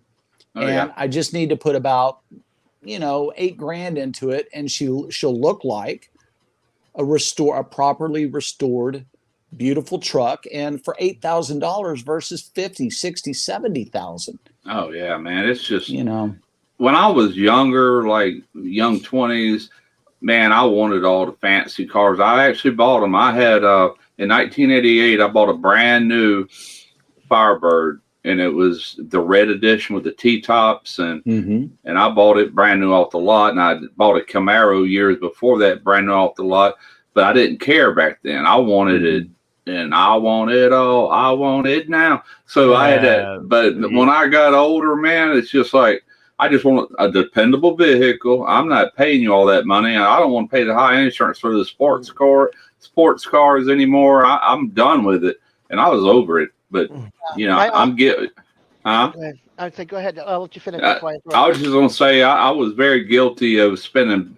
Of course, things didn't cost much back then. You know, I think I paid back in the 70s. I bought a brand new Camaro. I paid like $3,000 for it. But a Corvette back then, the same year, which is 1976, they had one on the showroom floor at the dealership. $6,000 for a Corvette back then. Wow. Like, boy, them days changed. Of course, Yeah. that was in 1856 back there. Yeah, it was 1970. Well, actually, it was probably the car was a 76 Camaro, so it would have been around 77 technically when I bought it. I think every I don't know about the females because I can't really speak for them, but males, we're going through high school, we're starting to have our first jobs, and we're playing football, and we start noticing the girls, and we want to, and all of our friends, we want to show well, right? We want to have the cool shoes and want to have the cool ride. Oh yeah. For the most part, when I was in professional sales most of my life before I got into the tree and landscaping business, I leased vehicles through Ford Motor Credit because I could get a brand new one for $1,000 down, and I can drive it for 2 or 3 years, depending on which option I chose, and I could get a brand new one. Go turn it in, pay another $1,000 down, have a lower than normal car payment because you're leasing and not buying, and you could always have a new whip, a new ride. Nowadays, at my advanced age of 54 years old, I don't care what it looks like. I don't care who's looking at me or whatever. I don't care about my shoes anymore. I don't care about that stuff because, to be honest with you, I care about my comfort level. And to be honest, you got to have money to be comfortable. I mean, there might be a few people out there that can be comfortable without money, but I'm not one of those people. So I like to put my money where it's most well spent, and that for me is a house and good food. The new vehicles, they can keep them. I mean, they can keep them. They can flat out. And now, guys, I don't know if you notice this, people are buying these Ford Raptors for 20, 30, 40 grand over sticker. Over. Yeah. That's crazy. Remember, Russ, we used to be out there beating the hell out of the salesman because we weren't even going to pay sticker. Right. Now they're paying 20, 30, 40 grand over sticker just to get the vehicle. What? I remember like yesterday, my father helped me buy that 88 Firebird that I bought. And at the time, my credit wasn't the best. I had young kids and everything. And I said, hey, can you sign? And I didn't try him on. I just asked him if I needed him to sign, would he? He goes, I hate signing loans for people. He said, how about I just give you the money, pay cash, and I'll finance it to you with interest? I said, okay. And so he gave me a certified check for the total amount of that car. But he said, before I do that, you go in there and you dicker with them people and you get them down just as low as they can. I was in there for hours getting them down. And finally that guy said, look, he goes, I guess you might as well leave. We can't come down no more. He said, we got to make at least $2 on this. I mean, he was getting aggravated with me. And I did. I shaved a lot of money off that car, I said, okay, I got it. He went to the bank, got the check. I went in there and paid cash for it, and I kept telling the guys, I'm paying cash like that. He goes, he didn't tell me this, but my nephew sells cars. He goes, they don't care about that. They'd rather finance it to you than that's where they make you pay money. cash, and I said, okay, well, either way, I got a good deal on it, Yeah. It wasn't much above cost, Well, it's a depreciating asset, not like real estate. Real estate is not. It's an appreciative asset. So when you're talking about a car or a motorcycle or an RV or whatever, camper, you're going to lose the minute you run it off that lot, Rush, just like what you said. You're right. Absolutely correct. Now, ironically enough, the way that the car market is today, and because I've kind of been dallying around in the market, I just sold my 2009 Cadillac CTS, fully loaded, fully optioned out, panoramic moonroof, goes the whole length of the car, the whole deal. Yeah. I sold it to an individual from Facebook Marketplace, and I left money on the table because now again, this is how squirrely the market is on used vehicles. I could have actually made more money by selling it to a dealership, which is not typical. I could have made a lot more money giving it to a dealership than an individual because dealerships can't get enough used cars to satisfy the needs of the consumers. Which is not normally the case. But right now in this squirrely world that we're living in, guys, the economic climate and everything, with everything going on, used car sales are way up. It's amazing what's going on. So are used refrigerators, if you want to get technical about it, because they can't keep up with the production of them, or they couldn't. I don't know if that's gotten better, but you might, if you bought a refrigerator, you had to take it in whatever color they could get instead of whatever color you wanted because of the COVID or whatever, just and the lack of what's the word I'm looking for? Supply. Yeah, supply chain. Supply chain, yeah. Was killing all that, you know. So you're lucky to even be able to buy one, or could. I don't know how it is now. I haven't heard much about it. And that's another thing. And that's, I'm sorry, Des, go ahead. No, it's all right. You guys changed subjects, so go for it. No. I was just going to say that, and that whole supply thing chain, and people not going to work. Yeah, I might be just an old stupid redneck, but I don't understand all this.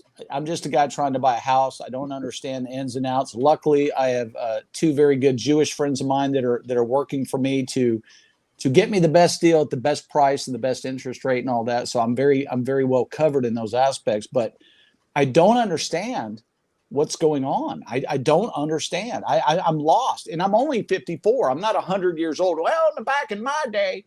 It's not even like that. But it's like, guys, just in recent years, I don't know what's been going on. Car dealerships, people are paying over sticker houses. They're paying over asking. What's going on? People aren't going to work. What's going on? Yeah. DJ had to leave. He said it got too hot in his office because it's a closet he built out and it's really hot in there with no ventilation. Why doesn't he put a fan in there? Plug-in fan and he run does, a cord? but it's not. He does, but it's not to circulate it in and out. It's like a closet. So it's okay. You know. Okay. So he had to get out for a little while and cool down. Okay, I understand. I know that's kind of how he is. 805, my main man. What's going on, brother? I was just going to say, you already know my car. I told you about my car being a Hyundai Tucson, 2005, 216,000 miles. And if I could find another one the same year with less mileage, I'd be happy.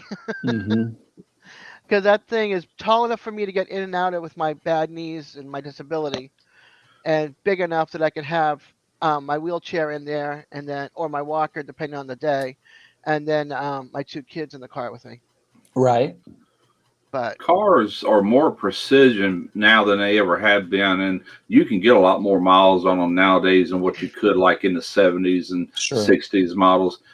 You know, and those cars really had to be broke in right. Today, there's still a break-in period, but it's not near as critical as it used to be because the machinery is so much more precise than what it was then, you know. My dad used to sell Toyotas, and my grandfather in the Virgin Islands. My grandfather had I like that. I want one. My grandfather had a car dealership in Puerto Rico, and my father had one in St. Thomas. And then my uncle had a rental dealership, which he still has down in St. Croix. And he used to take a Toyota out all the time. Those cars, I mean, they lasted forever. And that was 1970. Let's see, I moved out of there in 74. So he sold it right around then. So for 6 years I lived there, he had it. So, yeah. I mean, the Toyotas, you can look under the hood. You can change what needs to be changed. Well, any car until they went to electronic. Now I look at it and I'm like, how do I get to the battery? How do I get to this? Oh, I know. Yeah. Yeah. There was this one car I used to do mechanic work at night times and could not find a stinking battery on this thing. And the owner, he's helping me look for it. And we end up jacking this thing up on the lift to where we could try to find it. It was in front of the fender well on the driver's side. It was mounted in there. You couldn't see it from the engine compartment, but when you got up in there, there it is. It had a plastic shroud around it. You couldn't see it. So I had to take that shroud out, the fender well, to get to the battery. I'm like, how stupid, man. Yeah, my Cadillac I just sold, Russ, was a 2009. And one time I had a dead battery, so I thought, well, I'll just go change the battery out. Come on, y'all go outside. And, you know, I've been working on cars my whole life. And of course, it was a sealed engine, so you had a cover over the motor itself. And so I took the cover off, no battery. So I had to call my mechanic and go, look, dude, I know my car's got a battery. I looked in the trunk. I looked underneath the I was going to say, did you check the trunk? The back seat sometimes has them. It It was underneath the back seat. I'd never Yeah. heard of that in my life. I looked all Yeah, over. I'm usually like, what in passenger the hell? side back seat is where they put them a lot of times. I tell you what's stupid on a Cadillac, and I can't remember what years, but it's the front wheel drive engine, the big North Star, or whatever they call that. Mm-hmm. Well, the evaporator for the air conditioner is right behind it. I mean, this close. It runs down that firewall. And you will not believe this, but you've got to put this thing on a lift, and you actually have to drop the engine to replace that evaporator. That's what we had to do. We had this one mechanic that would do it. He did one or two and got real good at it, and so that was his job from now on when Cadillacs rolled in. And Wow. I'm like, holy crap, man! They make it to where the average person can't work on them. Yeah, yeah. Well, that North Star didn't last too long. They didn't have Yeah. that out too long. It was a good package, but yeah, It was it just wasn't powerful and all practical. that, but it was pain in the butt is what it was. Front wheel drive, you had to drop, your drive shafts, all that stuff, and then actually physically lay the engine on the ground to get into that box to pull it out, replace the evaporator or heater core or whatever. Mhm. Hey, Rick, how are you, brother? Yeah, man, I'm just done with working on cars. I've got a beautiful mechanic, little Vietnamese feller down here. He is honest as the day is long. He knows my vehicle. He always offers to buy my truck. 275,000 miles. He offers to buy it every time he even rotates the tires on it, because he knows everything about it. He knows it as well as I do because he's been caring for it for last. Oh, there he Uh-oh. goes again. He'll be back. I go to a mechanic down the street like a mile away, and they take real good care of me. Yeah. They're like, "Oh, here she comes again."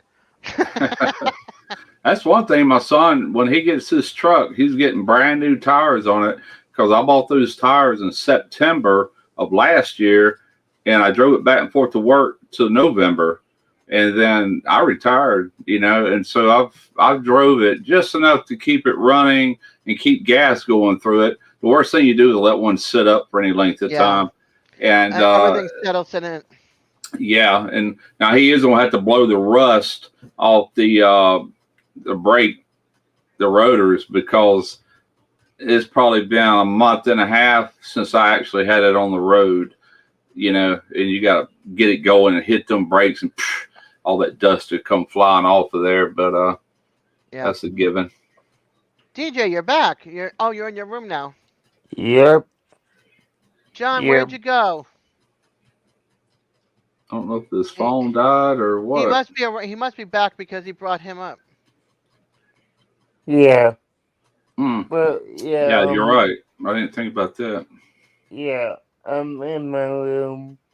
I got out my clothes. I already told him. I told him it gets really hot in there for you. Yeah. Yeah, they make cars where they're just such a pain to work on anymore. I used to pump gas at a gas station back in the 70s. I did too. I'd have to check the air filter and all that kind of stuff and the spark plugs and all that. So it was kind of cool when you can look in the engine and see where everything is. You look in the engine now, you're like, where's the dipstick? Oh, I know. Yeah, you're exactly right. That's the way it is.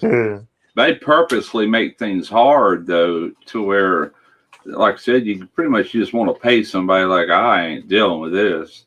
Yep. Hey, John, we can't see you at all. He's trying to figure out how to get back on, I think. His image. You might need to hop out and hop back in, John. Yeah, we'll hold the fort. Yeah, just leave the out and then come right back. When my dad came a couple of days ago I call it Thankmas because he couldn't come for Thanksgiving. He was getting shoulder surgery done at the VA hospital. Mm-hmm. And so we made it from Thanksgiving to Christmas and Christmas Thanksgiving dinner. But we were reminiscing about back in 1976. He used to have a Volkswagen Bug, and it had the bar across the engine. It didn't have the cover on it. Oh, He yeah. painted the bicentennial red, white, and blue. Yeah. 1776 and 1976 on it. And so we used to laugh all the time because he would like think he's on the racetrack because he loves to race when he was younger. And I mean, if he could, he would still do it. But he goes flying down, and of course, it's a snowy street. So instead of taking like a turn like he should, he pops emergency brakes, skids through, and then continues down. And I'm like, I can always remember this car because it was the coolest car, and it was in the parade and up in Marblehead, Mass. It was the birthplace of the Navy Academy. Welcome back! Yay! Yeah, well, So Yeah, yeah. I found a picture finally of it. I was looking for years for this picture. buddy of mine, he got into Volkswagens back, I don't know, it's probably back in the 80s, but it was older Volkswagens, and he would take that trunk off and do like you said, with like a bar and all back there, and he had that little stinger pipe and the big tires on the back, and they called it like a Baja, man. That thing could go places John Deere tractors couldn't go. Up these inclines, it was amazing. But what I liked about it, I'm sitting there watching one day, he had to replace the clutch. He put a floor jack because there was no back end to it. He rolled a floor jack under it in his garage, jacked it up, and took out 4 bolts and pulled that engine straight out to get to the transaxle. And I'm like, man, I mean, just in minutes, this engine's coming off, you know. But we used to deer hunt out of that thing, man. It was crazy. It was painted John Deere green, too. But that thing, pop, pop, pop, pop, Cool. it'd go up them hills. Nobody else, 4-wheel drives wouldn't make it. They'd be going up and sliding like this. And here he is, just straight up and over that hill. Yeah. And the best part is if it's stalled out, you just pop it and pop the Yeah. clutch, and then you just start it up again. They were Hey, really Russ. good on gas, too. Yeah. Russ, we have a question from Jorge, 805 Barbecue Junkie. Uh-huh. He's asking you, he is losing his revenue on his YouTube. Is that normal in the beginning? You're not losing anything. YouTube, me and Lance had this conversation the other day. YouTube cannot take money or penalize you because you haven't posted or something. Let me just say this, your money fluctuates all the time. Like during Thanksgiving, I knew that was going to be a big month because certain videos that had been up were going to start getting a lot of views, and they did, just like every year. Now that the holidays are over, people are not watching those videos as much, so I'm seeing a decline in my income back about to where it was before it all started. You know, now if I have a video that I post tomorrow that all of a sudden takes off, I'll see it increase. But that's all you're seeing. It fluctuates constantly. It don't just steadily get bigger and bigger. It does over years. What I mean by that is, let's say 5 years ago, my average monthly income is a lot more 5 years later. That average stays about the same, but it still fluctuates within that average. Am I making sense? I guess I am. I don't know. I'll wait. Yeah. I'll wait to tell you what he says. I haven't seen his response. Yeah, to that. well, I mean, it makes sense to me. I will tell that because, I mean, YouTube, you're not on a fixed salary. You're just owning what you can, and it will go up and down. It's seasonal too. Yeah, It's seasonal.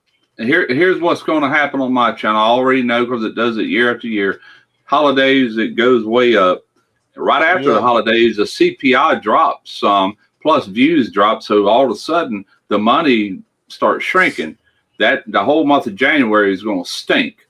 And then in February, I start seeing an incline through February. Then March is bigger. April, May, June, it goes right back up to where it was in the holidays. And usually in mid-July to late July, it starts sliding down. August, September, and this year, October even, man, it was terrible for me before it started upswinging.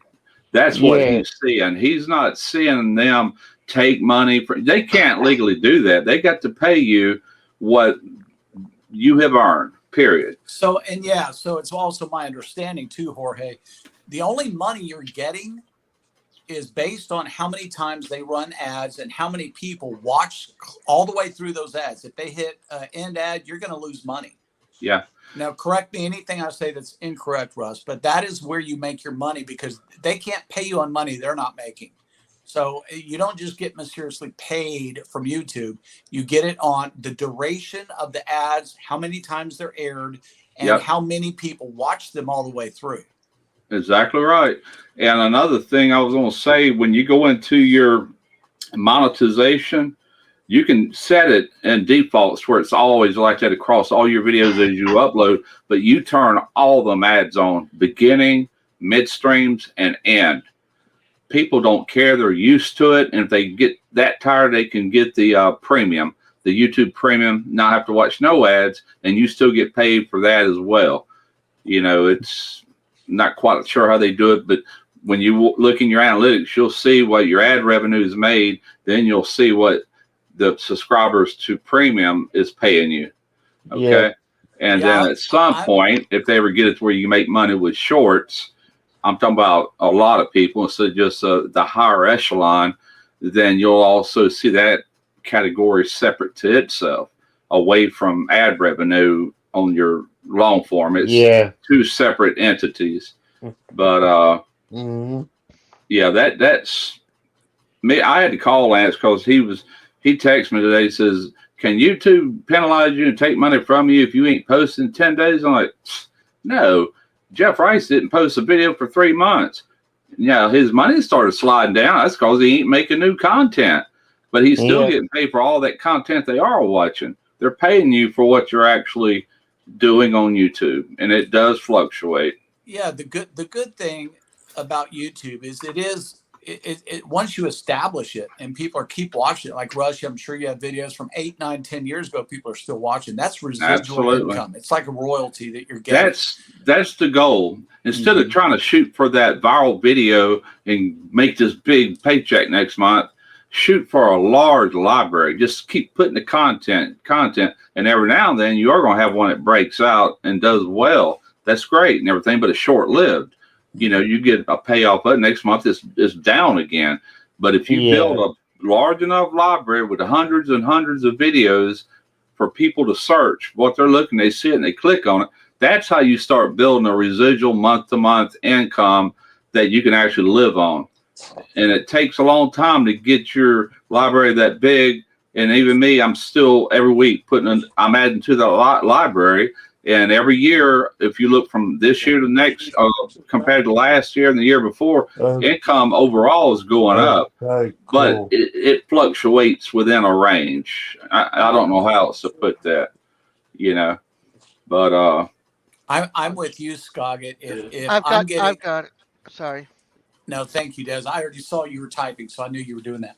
If they're going to bombard me with ads just so they can make more money, I'm not going to watch them either. I'm just not going to do it. I'm going to tell you, go ahead. I didn't mean to interrupt you. No, it's okay. I'll make it quick. Or I am going to look into getting YouTube Premium because I do want to support all my friends that are heavy with ads. But I mean, dude, come on, man. Think about somebody else other than yourself. I mean, I'm just being honest. If you don't like me, just disavow me, whatever. But dude, I can't sit there every 2 seconds and watch your damn ads. I mean, I don't know how much YouTube Premium costs, but I'm going to look into it because it's $12 a month, man. It's very inexpensive. 50 cents a day. Let me tell you what I did, Russ. I took away all of my TV at my house. I have a TV out there and all that, but I don't even watch it. I live on YouTube. I don't, and very little bit on Facebook, but But I will tell you that since I am on YouTube so much as a consumer watching everybody else's stuff, that I don't want to be bombarded with that. So if it's $12 a month, I'll do it. I'm starting tomorrow because it's so worth it. And if everybody's still getting paid, that's even a benefit. I would hate to think that because I'm being chintzy that somebody's not getting paid their full share. Right. But I'm a consumer and I consume a lot of YouTube. That's why I'm on it. Me too, man, all the time. And them ads are frustrating, and that's the reason I buy YouTube Premium, just so I don't have to look through that, And I know I'm not hurting that channel because I get paid through that revenue too. But talking about Facebook, I was listening to you earlier. I've got a pretty good sized Facebook page, Smoky Ribs Barbecue. It just now went up to 660,000 followers. Wow. And the potential to make money there is so much greater than YouTube. And I've been putting shorts and reels and things like that on there. and they have a 30 every month that rolls around. You have a potential to make $34,000 on reels, and I'm gonna show you if you can share this. This is my. Everybody ain't got this. You got to be monetized, and it's harder now to get monetized. You got to meet thresholds like you do on YouTube. But let me hang on a second. You want me to make you big? I can make you big. Hold on. I'll just make you big. 1 second. All right, I'm gonna have to. All right, I'm in the right place. I don't know. I'm not gonna be able to do this, and I'll tell you why.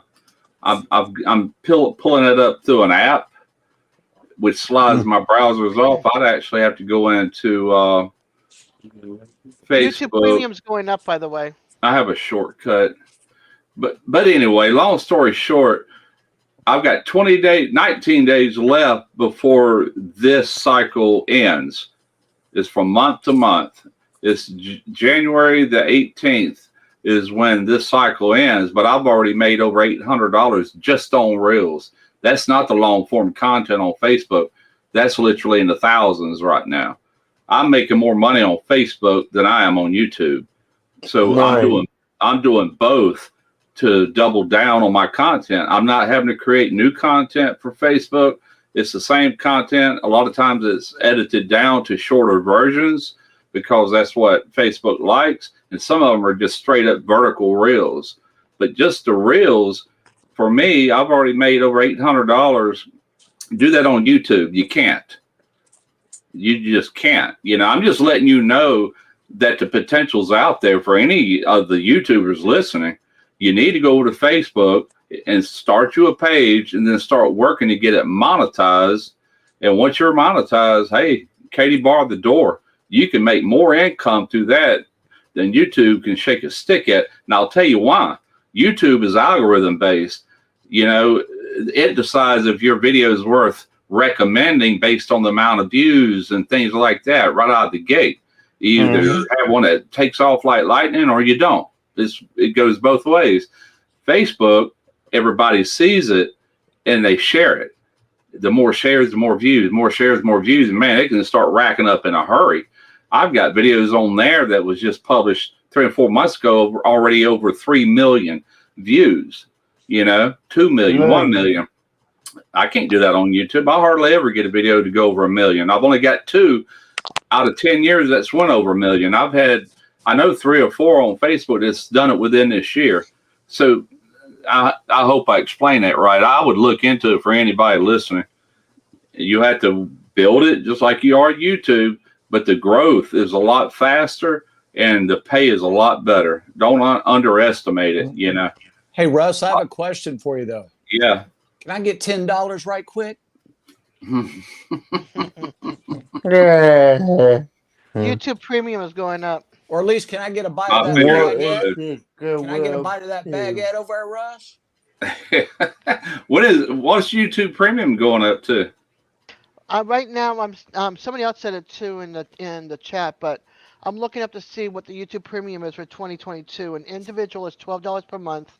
Yeah. After a 1 month trial, but in October 2022, YouTube informed subscribers that the price of a family plan would increase from $18 to $23. Oh boy, it's a month, really going starting up. family cycle on and then it's like 119 for the year, but I think that's going up too. So Yeah.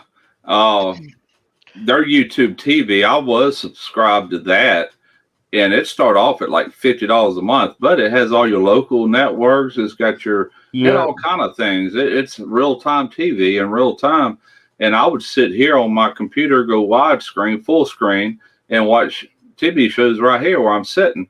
And I paid it until we got up to like $80-something. I'm like, okay, I'm paying for a Dish Network in there. I got Netflix. I got Amazon Prime. I don't need this. I'm keeping that at $80 a month. So I turned it off, I just want 10, Russ. I just need about $10. Give me a ribeye. I don't know how they can justify. Well, if the money's going up on the YouTube Premium, then that means the creators is making more too, though. Guess there's a plus to it. But bye, DJ. Yeah, I have Disney Plus, Paramount Plus, and Amazon Prime, and my and Disney Plus is going up to 119. I was paying 89 last year. Yeah, we turned ours off, but my wife said we'll log on through her daughter's got one, and you can get family members. So she's logging on to her account. She lives in Virginia. Yeah. And when I had YouTube TV, you can add up to 5 people to that one account. And so my son that lives in Mobile, he was getting it. My granddaughter, his daughter was getting it. My wife was getting it. There was 4 of us that could log into it. But I told him also I'm getting rid of it, so I ain't paying that much, you know.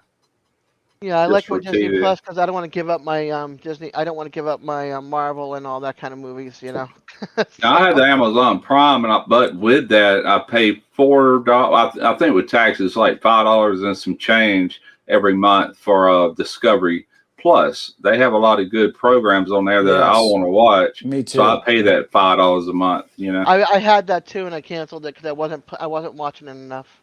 Yeah.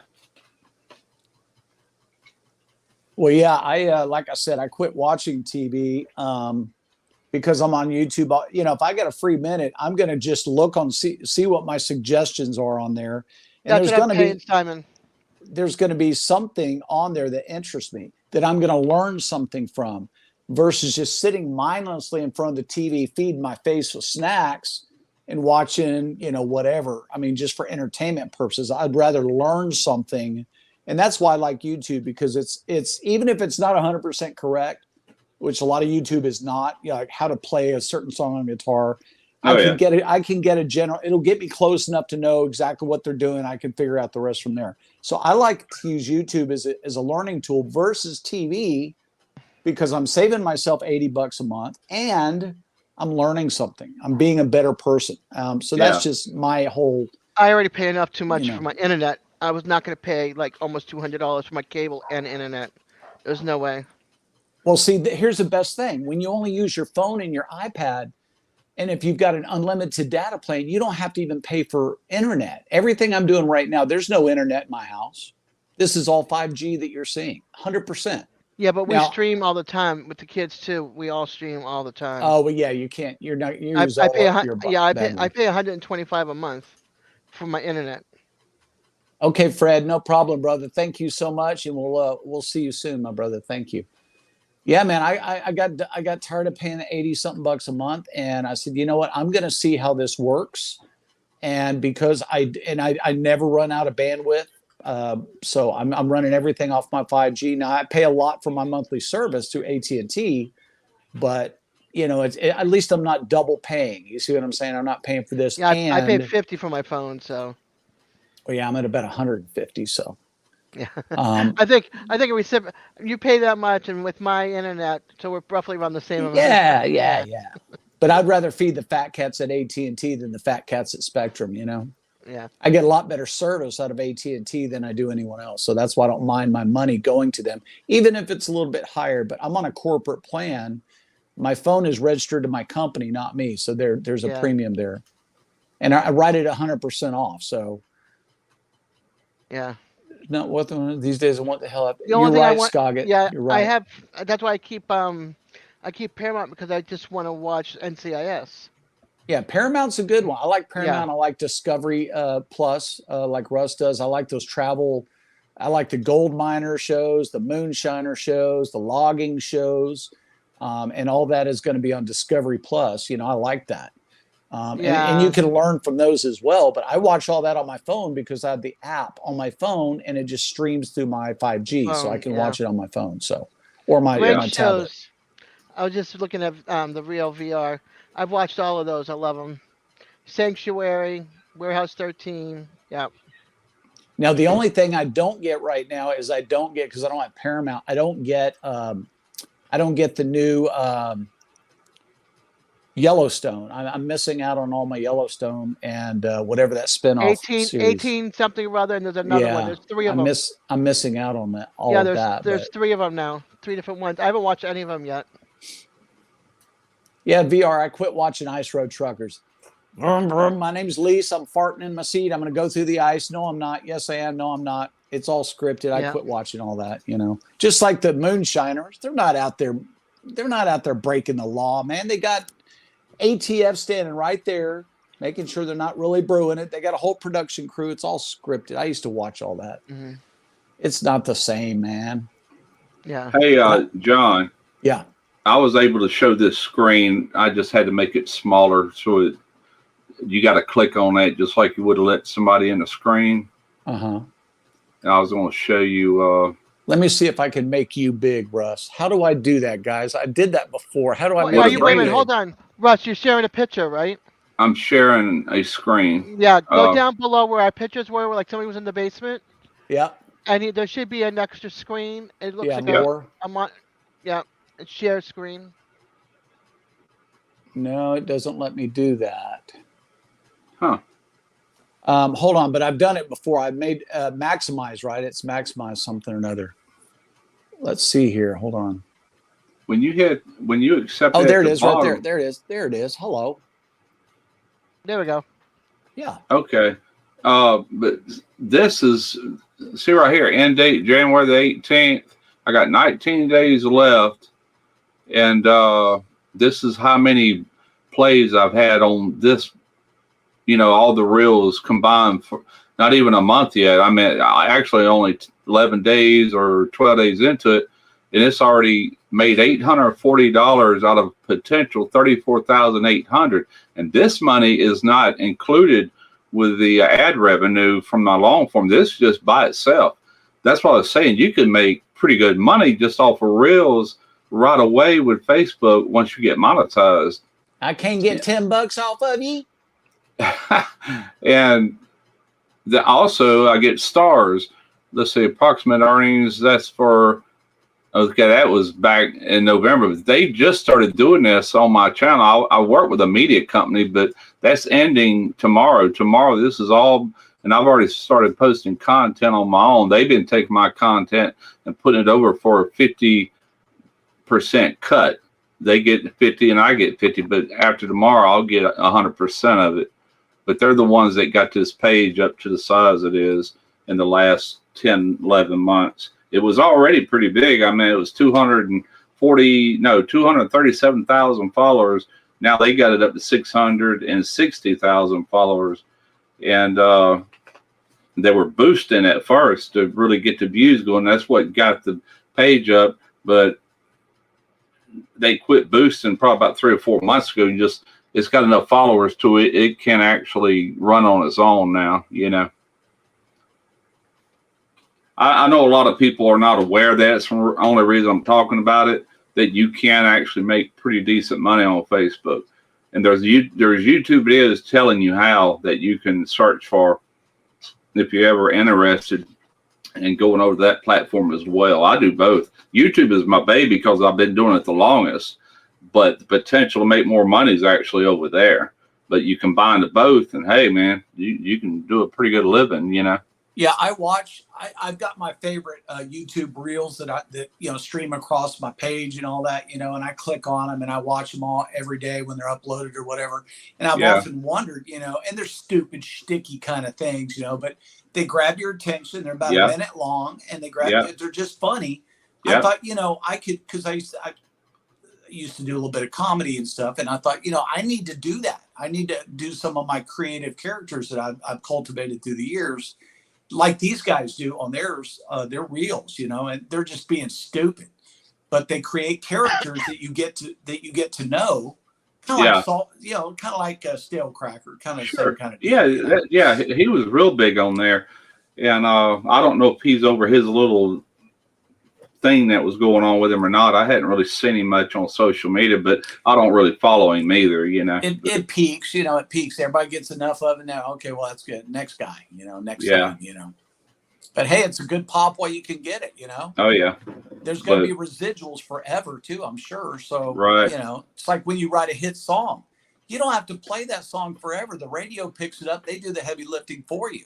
Exactly. That's right. Exactly. But there's ways of making money. I'm not much of a TikToker, even though I do throw some videos on there, but I'm not monetized there. I also put them on Instagram, and I'm actually making money on there, but I'm not really pushing it. They paid me $75 last month. I wasn't even expecting, just from throwing and it's just repurposing the content from my main videos. I just shorten it down and put it on my phone, upload it, throw some music on there, and it's making a few bucks, you know. Now But we're up to 20, Russ. I don't need no sawbuck. I'm talking about 20. oh, Or a homemade pizza, something other. I hear you. I'm gonna go over at your boy's house, get one of my pizzas out of that oven down there.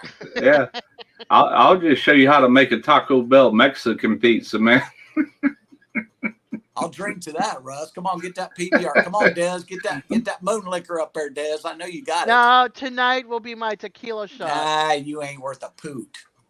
Well, We ate tacos last night because I vacuum packed the leftover meat I used in that video, the Taco Bell Mexican pizza video I just released, and I put it in the freezer. I'm sitting there thinking, my wife said, "What do you want for supper?" I'm like, "Why don't you go get some fresh tomatoes and some shredded lettuce?"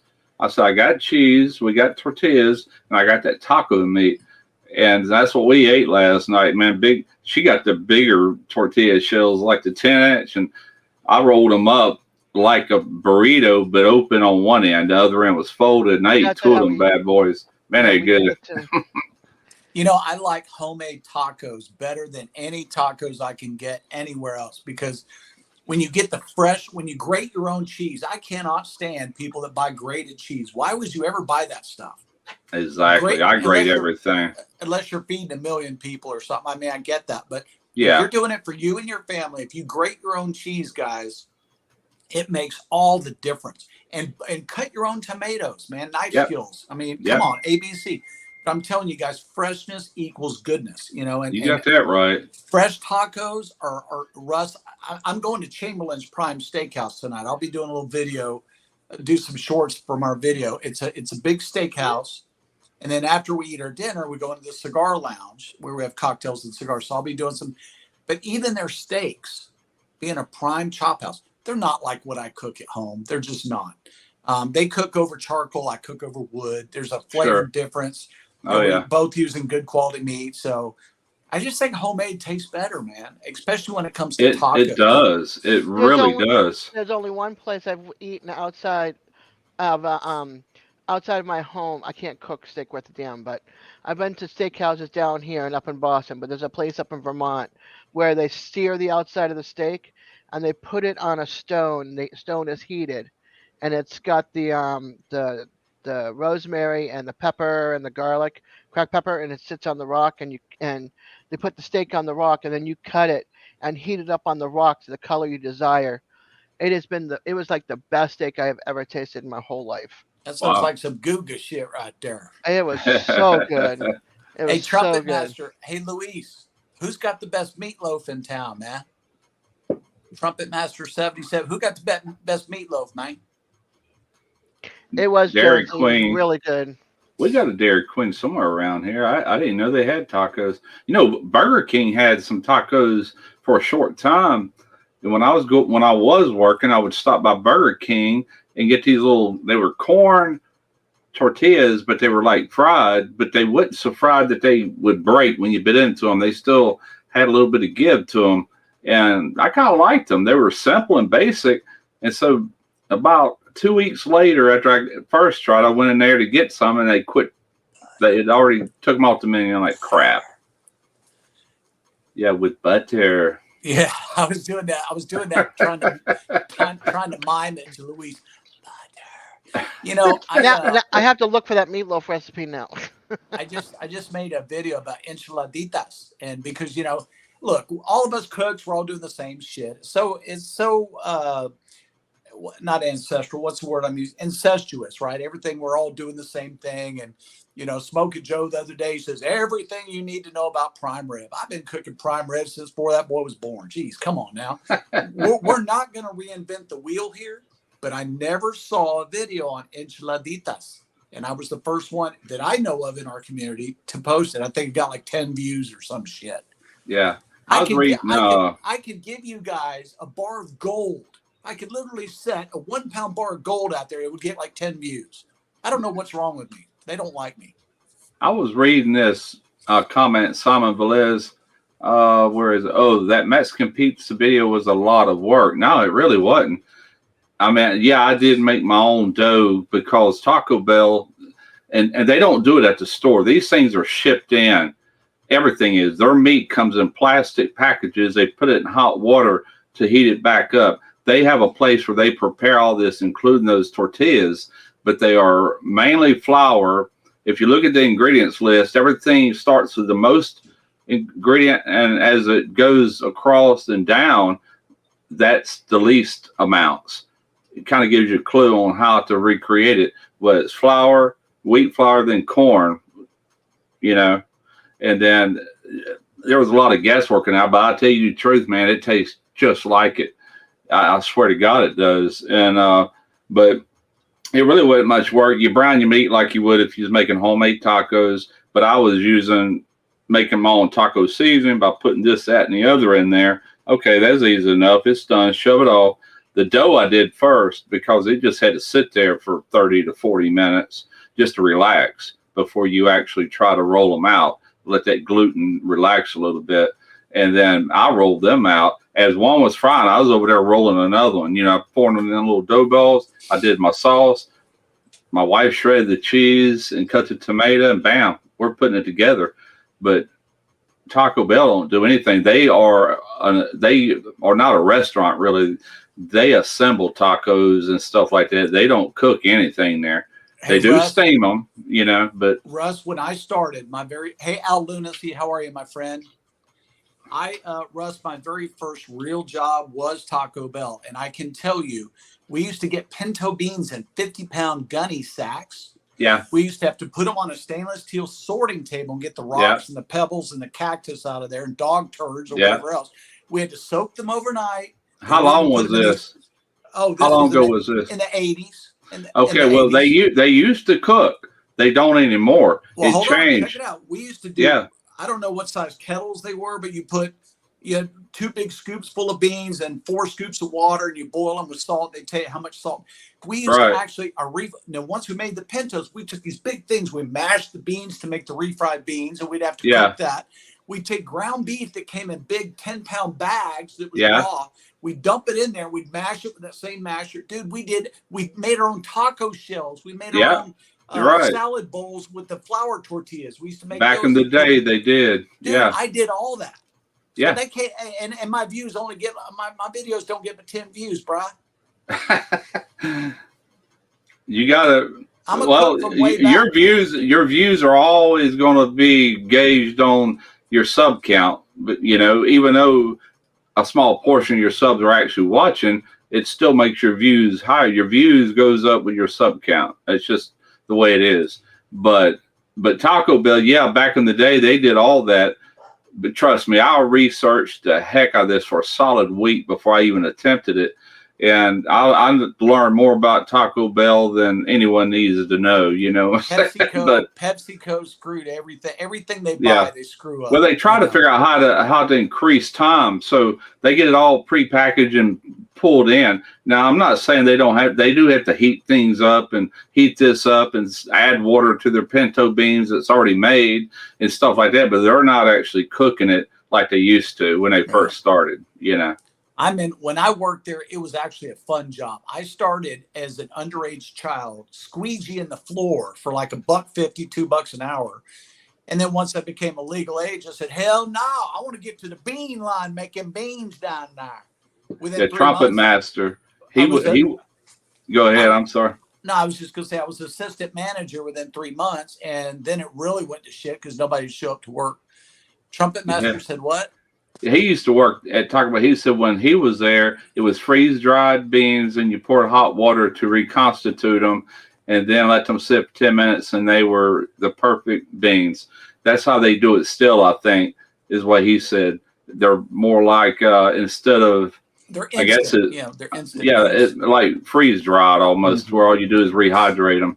Yeah, that makes sense. But the I don't know, Nancy. There's videos on all this stuff, including the meat. The meat comes in big old plastic. It'd be the equivalent of what I did. I vacuum packed it with the leftovers, vacuum packed it, sucked all that out, put it in the freezer. Then to reheat it, I dropped that little pack into boiling water. It's ready to eat. They're not the old banquet meals. I'm Yeah. CV in my shit, you know. We do a lot of stuff like that. We'll put chili. We'll take crap, anything really. You could take chicken dumplings. I have this chamber vac that allows you to vacuum things that's got liquid in it. You freeze it, and when you get ready to eat it, just drop it into boiling water for 20 minutes. It's ready to eat. We do that constantly here. I need that machine. You know, I'll tell you, Russ, I wish I was smart enough now to work all that. I've never used an air fryer. I've never used, you know, there's so many technological advances. I mean, I can't even work a mandolin without cutting my damn fingers off. I mean, you know what I mean? No, seriously. Yeah. I mean, I'm I've nicked mine before. I'd never would grab that little plastic thing with the splines to grab whatever. I'd sit there with my hand, but I did it one time only, and I learned, hey, when it gets short like that, just stop. Just grab your knife and get to mincing on it, you know. But I'm more of a scratch house cook, man. I mean, everything I do, you know, if I'm going to take a shortcut, I'll just order in or I'll go out somewhere. But you know, if you'll see any of my videos, I go the long way, man. I go the long way because that's how, you know, Russ, I don't know how you guys feel with all these other cooks that are in this chat right now, Madwood and all this. But dude, if you can't see by looking at a still that food tastes good, I don't think it was cooked right. Yeah. Can I address something real quick? This Sure. AR Guns, he goes, Facebook will only let me use my name. I want my channel name. You have to have a personal Facebook page of your real name before you can create like a channel page. I have my private account, personal account, and it's linked to my Smoky Ribs Barbecue. They're two different things. And you can also form a group. I have a Smoky Ribs group, which I never attend to. I'm terrible with that. And I kind of wish I'd never started, but it's there. Yeah, I've got my own Facebook page. I've got Barbecue Rockstar Facebook page, which you cannot link through my phone. You cannot link it to YouTube. You can't transfer people over. You can't do any of that. They're non-integratable. But that's right. I will tell you that they're really independent of one another. You know, you tell people from Facebook, hey, go check out my YouTube. Oh, no, I can't do it. I don't have no money. They don't do it, man. Not just that. It's hard to get them off the platform. Plus, Facebook don't want you putting YouTube links or any other links to drive people off their platform. They will not recommend. I mean, it won't do nothing. It just sit there. You might get 20 people to see it all day long. But if you throw something like a picture of beautiful barbecue, you'll have 2,000 likes on it. That's being seen. Facebook is not penalizing you because you didn't put a link on it. Mm-hmm. I never incorporate the two. That's the reason the videos on Facebook are not exactly like I do on YouTube. It's two different platforms, two different entities, and neither one of them wants people leaving the platform to hop over on another one. They just don't want it, you know. Yeah. So because they're just like we are. They want their captive audience, you know. Exactly. Hello, Nancy. Welcome. Hello. So if you link to something, make sure it's another Facebook link. Then you're not penalized because you're keeping people on the platform, you know. Right. So Nancy, what's going on in your world, young lady? And where's Anastasia's making fun of me? Barbecue Rockstar. Wait, I got to flip the burgers. Yeah, that's you. And then with me, she says my name a different way because they call her Anastasia. Oh, okay. She's gonna grab another beer. The heck with that truck. I'm gonna grab another beer. My man, Russ, bring me one, will you? And give me about $10. I thought you wanted 20. Well, I went down. He went back down again. Well, why don't you go in the middle? 15. He's getting a beer and $10. That's $20, right? You know, yeah. with tip. You know. Hey, Nancy, here's to you.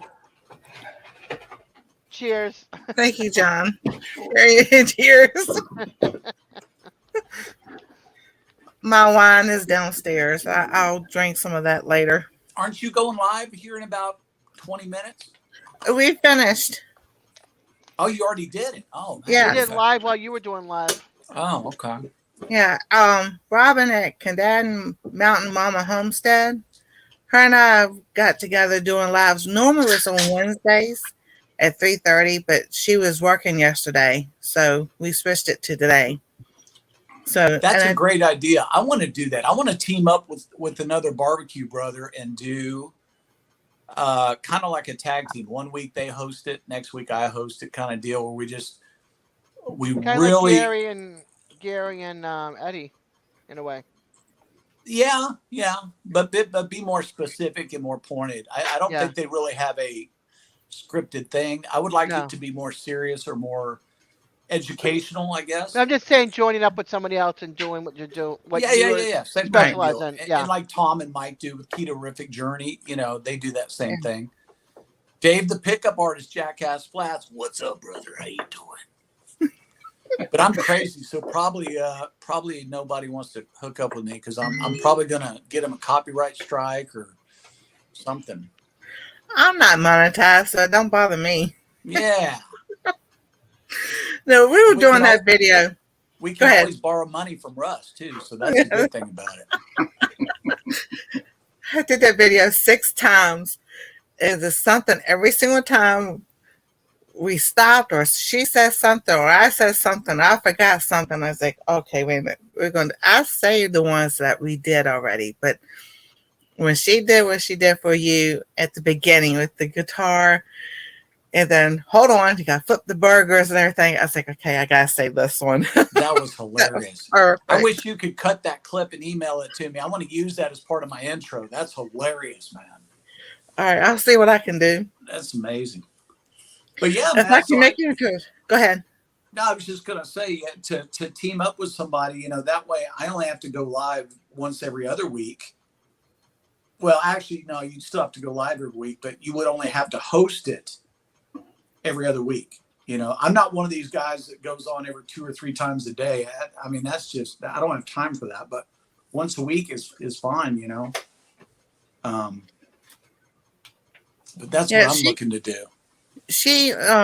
we've been talking for years and everything.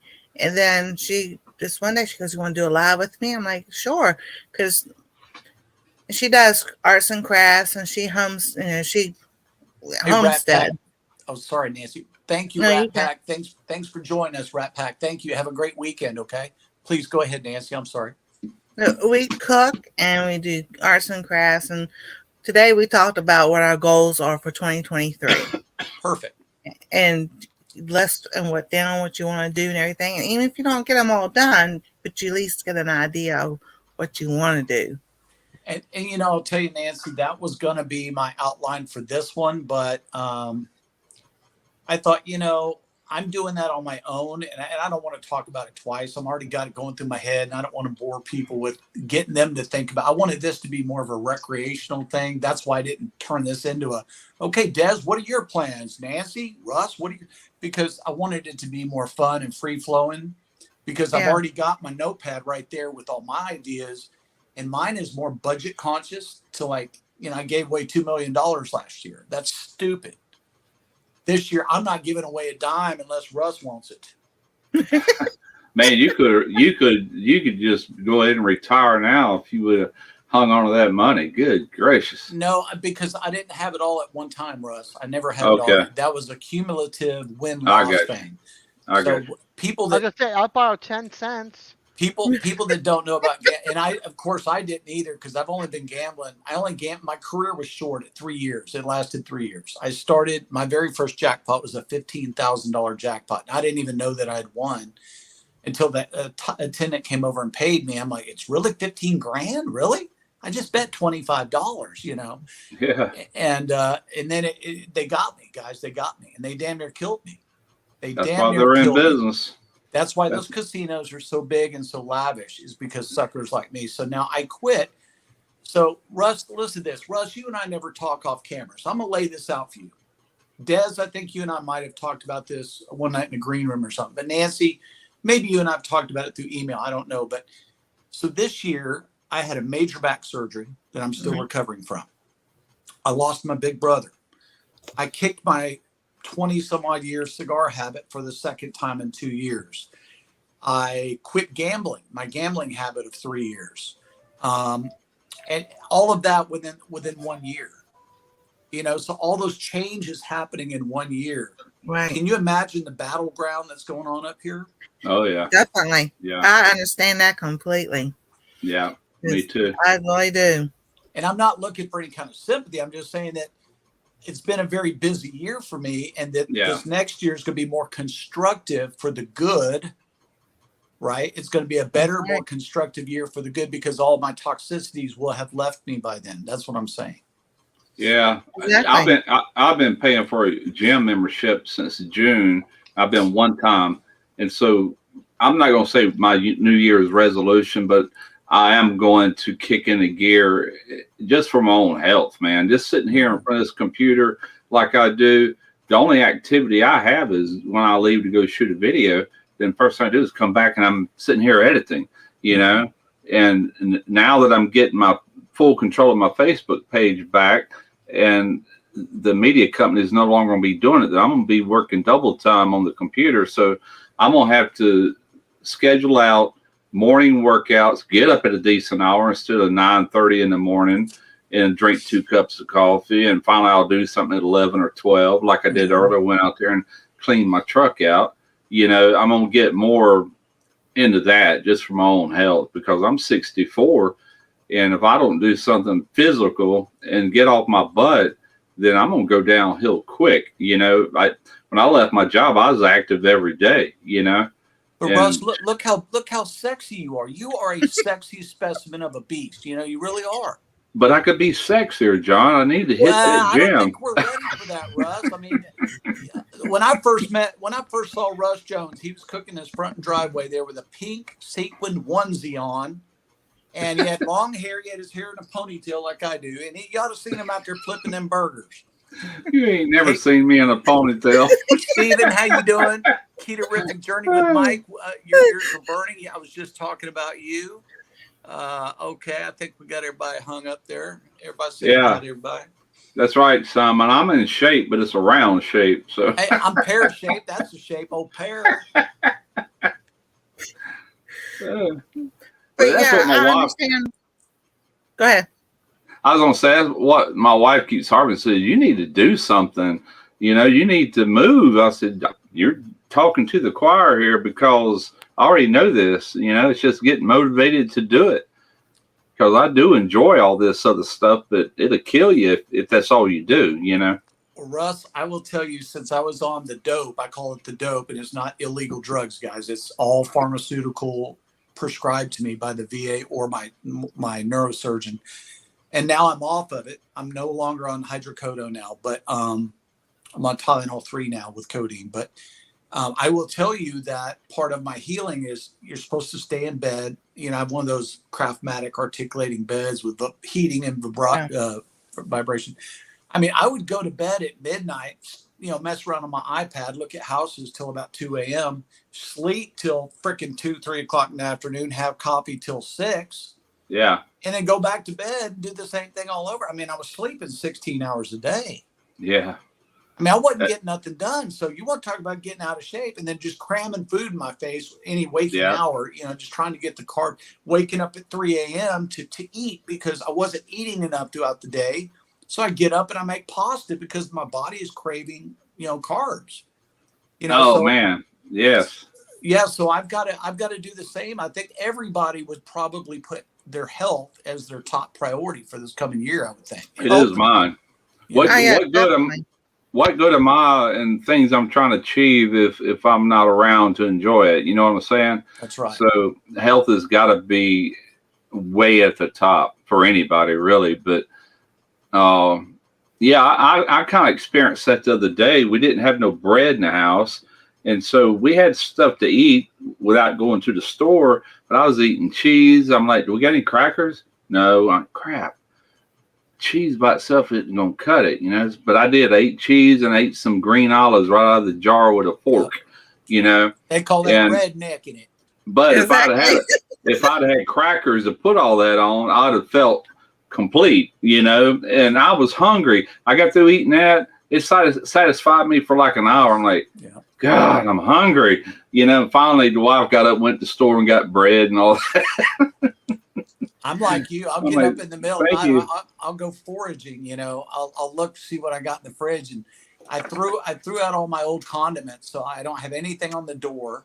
Yeah. Bottles of water that are over there, and so I get out the old Taco Bell seasoning, get a cracker, squeeze some of that Taco Bell seasoning. I got Mexican pizza, bro. Shred a little cheese on there. I got Yeah. Mexican pizza. They Heck call it yeah, redneck. man. They call it the redneck picnic. Yes, sir. We call it redneck or poor man's food. There you go, Russ. Where's Russ at? Where's Russ? Luis, how do you do this, Luis? Is that how we do it, Luis? Yeah, that's it. And then who's this right here? Who's that right there? That's Dez. That's Nancy. There I am. I'm blocked by my own camera, and that's good. I'd rather be blocked than y'all. No, So dude, talking about you're the losing big weight. hitter. Hey, Steven. Yeah. I got hurt in 2009, and I couldn't. That's when I got disabled, permanently disabled, and I couldn't move. I couldn't do anything until about putting on the weight. Yeah. You know, It'll do I it. was Oh, close yeah. to 400 pounds. I've lost 150 pounds since then. Oh, that's awesome. Heck yeah. So, and I'm like, I think I've gained your 150. Well, I what still bo- got a ways to go, but I'm like, I want it to come off, and it's slowly coming off, which is the best way to do it. But like y'all I- see, y'all see I- my life, that little girl in there. Now that's your granddaughter, correct? That is my Anastasia's your granddaughter. Where's your daughter? I don't have a daughter. I have a daughter-in-law. My son, her dad is my son. Okay, where's he at? They're at work. So they What? work during the day, Oh, and okay, I keep okay. Anastasia during the day. Okay. It takes Yeah, a I village to understand. raise a child, so she's the village while they're at work. No, okay, I get Right. it. I thought maybe she lived with you. What do you got there, Russ? That's me before and after. Homer Simpson. Go, Peg. But I was in here, I was talking to somebody else about this, and I was like, I was talking to my son and daughter-in-law. I was like, my goal in my life, this was never supposed to be like this. Him growing up and he was going to get married and being single, out living a life and having a good time and everything else. Never thought in my wildest days I would thinking I would be disabled or, hurting like this or my back like it is. I go to the heart doctor next week to find out what's going on with that. And I'm just like, never thought it would be that way. But then again, as I look back and I see how the Lord took the road and did this, I wouldn't be with Anastasia either. And on that flip side, yes, she's 9 years old, but in a few years, she'll be a teenager, and then she'll be wanting to go out with friends and everything. So I spend that time with her now because then, in a few years, who knows where I might be. I want to travel. I want to go do things. And in that video, I left a hint. Next year at Christmas time, who knows where I might be. I might be where it's warm. You never know. Hey, That's Trout true. Slayer, welcome, Trout Slayer. Lep, welcome, Lep. How you doing? We kind of direct our own future to an extent, but things happen from one year to the next that sometimes just happen. You know what I'm saying? And that we have no control over. Yeah, good and bad. You know what I'm saying? We have a certain amount of control over that, but not complete control. And Russ, too, there's so many different perspectives, and that's, again, the cool thing about what we're doing with four faces up here. We can actually talk to each other real time. You can't really do that on Facebook, right? You're not going to do it on Zoom or anything like that. You're just not going to probably do that. And we got people from all over the world here in our chat, right? All over the US and the world. But the cool thing is, guys, this past year was it was the worst year of my life personally. I kind of alluded to it. I threw a little bit of Easter eggs out there on my Christmas thing for y'all to kind of get to know me a little bit better. But, and it's not for anybody to feel sorry for me. It's really to teach a lesson, because the old adage is true, guys. What does not kill you definitely makes you stronger. Absolutely. And if you want to look at the perspective, Nancy, of what you're talking about, the road that God gave you to follow, we're not always in control, Russ, to your point, of that. You know, if God has a certain path and he needs us to fulfill that path, you can forget about flying airplanes or hang glide or Yeah. whatever you thought you were going to do. Yeah. You're going to Exactly. be doing what he wants you to do if you're deeply faithed. And I know, Nancy, that you are. I am. And I think some other people are. But I will tell you guys that, you know, life is a good thing, man. I mean, it may not always be easy. It's certainly not easy for most of us. But I will tell you, Right. it's a blessing, man. It's truly a blessing. You know, I mean, look at the irony. Look how good looking Russ is, and then look at Yeah. me. You know what I mean? The irony of it Go, all. You know, go he's figure, young. man. I just I mean, don't come get on. it. I don't understand. You know, Yes. Well, you know, Lashes, my sister. How are you, Lashes? Hello, my love. I have a video up about things that have happened to me and I shouldn't be here. And I actually died for taking Percocet, not realizing that it was a narcotic that my heart would have a reaction to it. And the son I live with, he watched me die after I took the medicine. He watched the monitor die and I flatlined. And even then, you know, after I came back, I'm thankful every single day. And every morning I say, thank you, Lord, for giving me another morning. But even worse, I know now, because when I had the EKG done, my heart's not working. They say it's working 15% less than a normal heart. Why? We don't know why. So that's why I'm going to a cardiologist. So it could be just something simple as being on a medicine or anything, because the report says there's no blockage. Well, if there's no blockage, then what's going on? You know? Yeah. It's like normally when you hear that, is people have high cholesterol, they've had a heart attack, there's something blocked. None of it. Damage to the heart.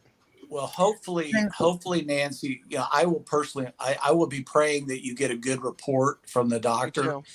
And, you know, Thank that's you. also, guys, that's also another one of my goals this year. I'm not going to say it's a New Year's resolution because it's really always been who I was in my core. But resolutions is I'm going to resolve to do something new. Core beliefs is just who you are, you know. Yeah. Mine personally, guys, the biggest one I'm going to work on is being more I'm going to be there more present for others. You know, like as we get older, everybody starts having medical problems, guys. I mean, look, man, I mean, what happens to a banana after it sits out on the counter after a week? Yeah. It ain't the Exactly. same. So I think me personally, I'm going to just gear myself a little bit more to have a little bit more sympathy and empathy for those who are, you know, going through things. Like Des might have a bad day. I'm going to feel bad for Des that day because I care about Des, you know, or whatever the case might be. You know, the older I get, the less it is about me. I went through I went through a year that most people wouldn't have survived. They would have done this. They would have done something. That's why my 1997 still comes back to me. That was the worst year of my life. You know, it's the year my mother died. And then a month later, found out my wife, that was the mother of my two boys, was screwing around on me. And that ended up in divorce before the year was up. And it was just one calamity. You know, it was just all falling to pieces. And that year, 1997, I hate with a passion. But I turned it around and, you know, went on to do other things and look back on it and accept it for what it is, you know. But where'd she go? Thank you, Stephen. I think she hit the wrong button. She'll be back. Thank you, Stephen. Tell Jacqueline we said hello. Yeah, none of us are immune to that, man. That's for sure. No, we're not. But, you know, to piggyback that, Russ, I mean, think about, we just talked a little while ago about the world and how crazy and corrupt and malcontented, if you want to use that word, that the world is. You know, I think my own little contribution, my focus is going to be just to be more apathetic to, sympathetic. I want to be more sympathetic to others because I'm gonna survive. I proved it to myself this past year. If the world goes to hell in a handbasket, I'm like a cockroach. I'm still gonna be here, or I'm not. But if I'm still gonna be here, why not direct my energy to somebody else that might need something from me? Yeah. You know what I mean? I mean, it's just Mhm. that simple. You know, it's like, it's just a really good feeling I have that if you give of yourself, Do you have any children? I do not. I have Okay. two dogs. They're my So I children. direct a lot of my energy in making sure my family is safe. You know what I'm saying? As much as Yep. I can. They Yep. have their individual lives, but in my prayers, that's the first people I pray for is Yep. my family. Yep. Then other people beyond that. But so I can see where you're coming from to where you're out. It's same mindset I have, but it's to anybody that really needs it, other than because you don't really have the children or grandchildren My or kids nothing live like with that me, to worry about. Yeah, but I my totally kids are get it. 31 and 20, 31 to be in 25. Yeah, My oldest lives with my mom, who raised her. That's a story from another time. But they stay with me to help take care of me because I took care of them for so long. So now yeah, that I'm disabled, I've been disabled for 21 years. They look out for me, but I'm the one that looks out for everybody else. I won't look out sure, for me, you know. right, Can And I right. that's ask? I'm that way and too. there's a lot of garbage in there with it, but I won't go on John's channel with it. But that's just I would rather give my heart to everybody else, make sure I'm Well, the everybody else is same way. okay. you know, I always put them ahead of me. As Yeah, much as I can. yeah, Russ and Des, I really think the world just needs more of that now more than ever. Put religion aside, put your core beliefs and faith aside, but for a minute, just for the sake of conversation, empathy, empathy, man. It understanding, doesn't. It's like acceptance. subscribing to my YouTube channel, guys. Barbecue Rockstar on YouTube. Hello. It doesn't cost a thing, guys. Does not cost a thing. And if Nancy's having a bad day, or Russ or Des or whomever else, AR Guns or anybody else, guys. I mean, what's wrong with just sending a quick email or calling somebody? Say, hey, man, you okay? You Yeah. okay? I have a very good musician friend here in town the other day that put out a very disturbing, dark, melancholy type of a video. And I immediately picked up the phone and called him. Now, this guy in some ways, is a musical mentor to me. He was the one kind of steering me through my little path of how to get up on stage and play in front of people without being afraid of death. And now when this guy that elevated me to a certain point where now I can go play, I don't care if it's for 5 people or 500, I don't care. The more, the better. But when he posts something that really caught my attention, like, wait, that's off, immediately pick up the phone. Hey, asshole, are you okay? Excuse my language, ladies. Because I had to get his attention. I had to shake up his brain a little bit to get him out of what he's thinking about to focus on me for a minute, which takes the focus off of him and gives him something to listen to. That's right. And that's the relationship he and I share. So I knew I could get away with that. Everybody's different. Your mileage may vary, but and then what? He sent me a text later. He goes, man, you know what? Dude, thank you for that. He goes, I'm okay, but I just kind of want to let everybody know that I'm not really okay. I'm kind of struggling. I said, dude, I'm seeing it more. I have a lot of circles, guys, a lot of people that I deal with. I'm not going to say friends because I don't. I used to think I had a lot of friends. What is that? There's Barbecue Rockstar right there. I know. Oh, that was a long time ago. Yeah, that was before I was even in a band. That was in my feed today. I watched it earlier. That was even before I was even in a band. That's crazy. Awesome. That was actually the original first lineup of the first band ever formed. But anyway, guys, but it's that's all it takes, because you could save someone. Literally, you could save somebody's life. Literally, not trying to be dramatic here. Definitely. We know, everybody knows that one person that just couldn't do it anymore. Depression is everywhere, especially nowadays. And nobody that's going through that really wants to let it be known. You got to kind of know the signs, But you know what, guys? I'm here to tell you, as somebody who has gone through it very heavily this past year, there's no shame in it, guys. The shame is if you don't reach out for help. That's the shame of it, because you're living, not only are you living with the depression, but you're living with the guilt associated of, hey, I got friends I could talk to, or I could call up my therapist and I could talk, but you're living with the double whammy, guys. Yeah. You know what? Mhm. If you drop a little Easter egg, you don't have to beat somebody down with all your bullshit. Okay, let's be real. You don't have to do that. That's not being a friend. But if you drop an Easter egg and somebody is astute enough, Russ, I'm going to use you for an example here. Russ, I dropped some. Hey, man, Russ, I don't know, man. I'm not really feeling it today. And you reach out to me. I'm not beating you down, encouraging you to reach out. You reached out because you knew something was off about me. You know what I mean? Yeah. That's Exactly. all it takes, guys. You could change somebody's day. You could save their lives on Oh, the yeah. grand scheme, But if guys, I'm here to tell you personally, this is not medical advice. Okay, YouTube, get out of that bullshit, guys. We're all human beings. The soft tissue between our ears, no two are the same. Just like our thumbprint, no two are the same. Right. We are all different creatures, but we're all in this thing together. Unity. Let's work. Let's That's right. work as one. Let's work as one, guys. Let's work as one. And just me personally, if you guys want to share, that's cool. If you don't, that's cool too. My goal is to just share with more people and hopefully elevate them, because when I elevate them, I elevate myself. Exactly. When Yeah. you look in the mirror, you see yourself because you're looking outward to look inward. Right. Right. Mhm. Well said. Exactly. I Well, still y'all won't know. promote my channel. I'm sorry. I said I still won't promote my channel. Go for it. Please do. Everybody's asking you to put your link in there. Nobody's asking. Go They ahead, did Nancy. earlier, Des. Yes, they did. I saw it. Hey, Panchuco, how are you, sir?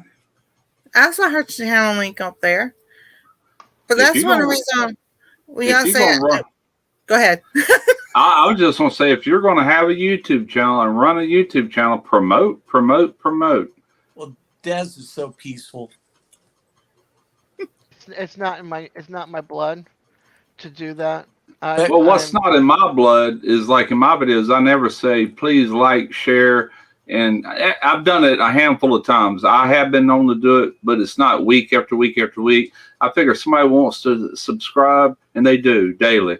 They're going to subscribe based on my content, and that's just me. A lot of people do that call to action every video, which is nothing wrong with it. It's not for me. I don't do that typically. I have been known playing around with it. Didn't seem like it made a difference, so I never think about it. To be honest with you, I just let it organically grow, based on what I'm doing. Yeah, but mine's been going backwards down there. I don't know why mine's going backwards. But I will share my link and stuff like this, Ain't I pretty, Russ?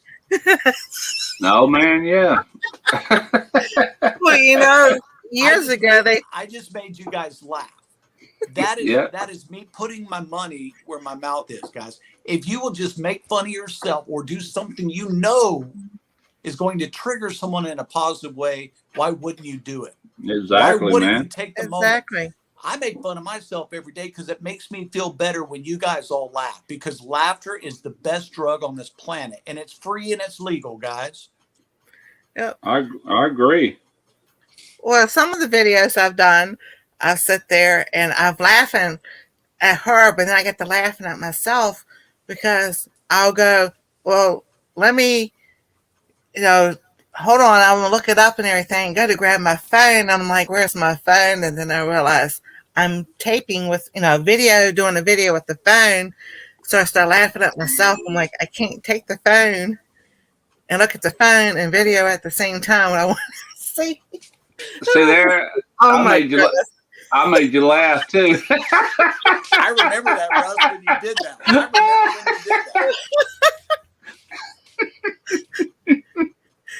Woo. Laughing's good for you. It is. Oh my goodness. Laughing and farting are both good for you. I swear to God, this is a true story. I was on a live one day, or getting ready to go on a live, and I was gonna pop in there with them Bubba teeth on, and swear to God, this guy had somebody pop in, and he only had 2 teeth. And I'm like, oh, I better not do that, man. I will offend this guy, so I didn't. That's awesome. Yeah. I said, I better not. He'll think I'm making fun of him. And it wasn't part of that, just get a few laughs, So I didn't. Okay, I got to drop these earbuds and plug in my power. Nancy, you were saying something about your video, about your TV or something? I was saying, some one of the videos, if you see me laughing, sometimes I'm laughing at Anastasia, but I was laughing at myself because I go to sit there and think, oh, I can show y'all something on the phone. And I'm like, where's my phone? And I realize I'm videoing with the phone. I can't pick up the phone and show I do that. in the I do middle of that the stuff. video. I was sitting there the other day, and I was like, she's just talking, I'm just laughing, and I'm laughing at myself. I'm like, okay, well, we got to figure out something else, but that's all I have right now is I use my phone to do all the videos with. But you were saying about saying stuff, and on my Instagram, I always say, good morning, my beautiful friend or friends. No, God bless, stay safe, love y'all. And I've had people come back and say, do you not know how much that means to me? I was having a bad day, and because you said that and everything, that they go, just you doing that helped me so much. Mm-hmm. And I haven't focused on Instagram that much as I'm doing my channel because I want my channel to grow. But when y'all see that, every chat I'm in, y'all have a great day, great week. God bless. Stay safe. Love y'all because I know somebody's going to need it. I know I did. It brightens their day, you know. It was. I understand about depression. I was there for 3 years and struggled with it greatly, especially with my hands. When I didn't know I had that alpha gal, I couldn't eat red meat, and my hands were just terrible. And they were splitting open and everything, and I thought for sure I was going to lose my hands. But because of that, you get your hands wrapped up and you can't do anything with your hands. You realize you do a lot with your hands. Oh, and you couldn't do it. And then all of a sudden, it's like, and you just feel bad about yourself. There she is. And my girlfriend. Hey, Anastasia, I may be ugly, but at least I'm dumb. Hey, Anastasia. Hi, peaceful Disney. Hey, Mark, you rock star. You gonna go flip those burgers? Yeah, flip them burgers. I love that you did that. She did say, you did say she says that all the time. Hilarious. That's Ross. Say hi, Ross. Hi, Ross. Hey, how you doing, Anastasia? I'm doing great. Good deal. Were you awesome? Taking a nap? What were you doing? Playing video games. Ah, okay. You need to go out and climb a tree or something. It's too cold. Or climb a ladder. When I was a little kid, there was no such thing as too cold. Oh, I know. But see, if I go out there and sit. I'm going to go see my mom and daddy. They're home. Alrighty. From our tree to the door is like maybe, I would say 10 feet or less. And one day I almost fell on the ground. I was like, okay, I'm done. I would have fallen inside until I know I can get myself up. But, I did. And I was embarrassed to say I was depressed. I got down to that point to where I just didn't want to live.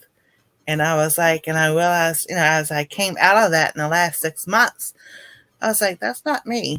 That was not me. And I'm like, I like who I am. I've always been that giving person, encouraging and everything. And I had missed that. And I was like, the Lord brought it back. And I was like, well, people through my channel and friends and everything never knew. Most people don't. And mental health is kind of a hot button right now in our society. And it's been all along because, as time has evolved and we as humans have evolved, a lot of things that used to be taboo to talk about are now in the forefront. And, to me, I'm definitely not about perpetuating things that make people uncomfortable.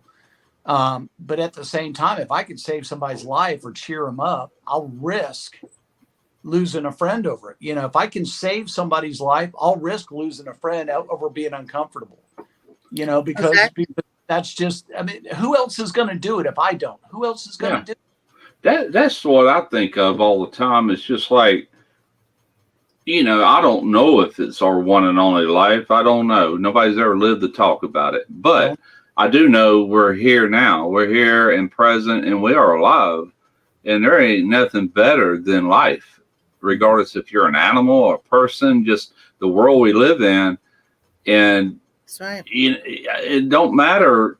I mean, like, I don't feel like I did even 5 years ago. I have neck issues, back issues, whatever, but hey, I still squeeze out as much as I can out of every day and hope I live to see another one. You know what I'm saying? We just, in a sane mind, like we all have, we all really enjoy being alive. I think nobody wants to die. You know, I think we've all been through depression and kind of felt like maybe we did, but I'm glad you got beyond that, Nancy. You know, because a happy place is where everybody wants to be. You know. Exactly. And to your point, Russ, a lot of people don't know how to get there. They would rather throw up their arms and say, I've tried. I can't do it no more. Yeah. You know, I've got 2 friends right now that are going through that, and I'm just waiting to get the phone call from one of their survivors. You know, I'm just waiting. And I've talked to people down off the ledge, I don't know how many times, but they don't have enough love within their own hearts for themselves. Yeah. To see what they do and trying one more time. Unfortunately, one of the biggest culprits in our society is drugs. And when people get at that state, they're not themselves anymore. And a lot of times there is no going back or coming back to where they once were and want to go back to. It's just, and for some, they can. It depends on the person. And, you know, it's like my youngest son, one flying here, he actually ended up in the state penitentiary, Parchment, about 15 years ago for dealing drugs and everything. He was also using drugs, and I just pretty much figured that was it. That was the end of him, and he got over it. He got completely beyond it, drug free, has been for 15 years, has kids of his own, and I never would have dreamed it, you know. So he did what a lot of people can't do. A lot of people end up dead or in prison and get even worse off. So he did end up in prison, but for him, it turned him around, you know. So anything is possible is my point. And he works his butt off. He's making good money, and he's free of all that, you know. But he was lucky. So I think, you know, to your point, Russ, I appreciate you sharing that, because there is, if you squint your eyes just right, there is light at the end of that tunnel, guys. Oh yeah, sure. You just definitely. right. That's right. Your eyes right. Yep. What's that song? How bad do you want it? You know, once you get in that dark place. 1 foot in front of the other guys, because let me tell you something. Like Russ said, we don't know what's on the other side. Nobody's lived to tell us. So I'm not going to risk it. No, I'm going to enjoy every day I got. And hopefully there is something on the other side. But all we have is faith that there is, but nobody's ever lived to talk about it. Once you die, guys, that heart stops beating. Guess what? You're done. Yeah. No more fried chicken for you. I guess the only one that ever lived, died, and brought back was Lazarus. And nobody ever said what he said about it that I know of. So, you know, still exactly. Yeah. So, but I do have a video about what happened, because I thought I was dreaming and everything. And when I came back, when I woke up, I have in there what I thought I was dreaming about. So, but you never know, because I was with the FBI chasing some guys, and to make a long story short, I turned to the guy and I said, because they went into these woods that was black as, I mean, you couldn't see in front of you. The only light was the helicopter light shining so we could see where we were going. And like, I can go help you find them. And he goes, no, you're not going in there. I'm like, well, they're laughing at me and taunting me. And like, I can help you find them and know what they look like. And he goes, no, you need it out there. And I'm like, I can help you. He goes, no, you're needed out there. It's time for you to go back. And I'm like, okay. And I woke up. Oh, wow. And you remember that? And I remember that to this day. It was that vivid. And I'm like, okay, so which angel was that telling me I need to go back? Right. because it was I want to say almost like a field, but then it's the woods. And I mean, it's dark. You could not see except for the helicopter. And I was willing to go in there, and he was like, "No, you can't. You need to go back." Welcome back, And our guns. Welcome back, Tony Zamboni, Stone Wolf Hey, Outdoors. Tony. the only thing I can say is God said, "I am not finished with what you have to do on earth." That's the only thing I can understand. You know, I had the weirdest. Oh, Go ahead. I was gonna say I had the weirdest dream last night, and I have never seen my wife laugh so hard. But the dream don't even make sense. But I was in a bathroom and I was sitting on a toilet, but it wasn't a regular toilet. This thing was like them little toilets on a boat, and this one had wheels on it. And I couldn't get it to stay still. It kept wanting to roll forward. I push it back, and all of a sudden there was this white rabbit just there. I'm looking at this rabbit, and it's a stupid dream. Yeah, I know. What am I smoking? But nothing. I swear to God. And I had a plastic debit card or credit card, and I dropped it. And this rabbit kind of hops up to get it, and he was going to bite and grab this debit card. And when he did, I reached and grabbed it. All of a sudden, he had this really gnarly looking face at me, and he jumped towards me like to bite me with these bad looking teeth and everything. And I swear, in my sleep, I hauled off and I swung with my arm. And my wife's like, "You all right?" I said, "He almost bit me." She goes, "Who almost bit you?" And she went to freaking, she was laughing when I got up this morning.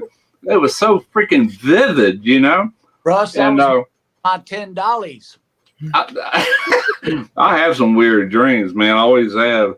I have no idea what that one means, but Simon says them gummies, though. She goes, "I thought you were going to hit me." I said, "I was just swinging at the rabbit. He almost got me, Simon says you're tripping on them gummies, though, boo. I'm not a gummy. I swear to God, nothing, man. Just me and my weird brain, I don't sleep. I sleep, but my mind is so active every night. I don't feel rested. That's sometimes why I sleep so late, because there towards the end, I actually do get like 2 or 3 hours where I'm not dreaming nothing. I'm in a deep sleep. Nothing I remember, but them first 3 or 4 hours active, man. It takes so much to wind my mind down, It's crazy. I try to get comfortable. That's what I try to do, because in my back, in the middle of my back, I can feel sometimes, I think I've told you, Don, the disc moving, and I'm like, I'm up at 3 o'clock in the morning, and then I'm like, "Don't pick up that phone. Don't pick up that phone." I pick up the phone. Like, "Why'd you pick up the phone?" Because I know I'm not going to go back to sleep. So it's 4 o'clock. I was like, lay it down. All right. I know I've gone back to sleep. It's not that much time. It's 4:30. I'm like, "You're kidding me." Like, I've got to get up here in a few hours. Change the alarm time on the phone so I can at least try to get some kind of sleep.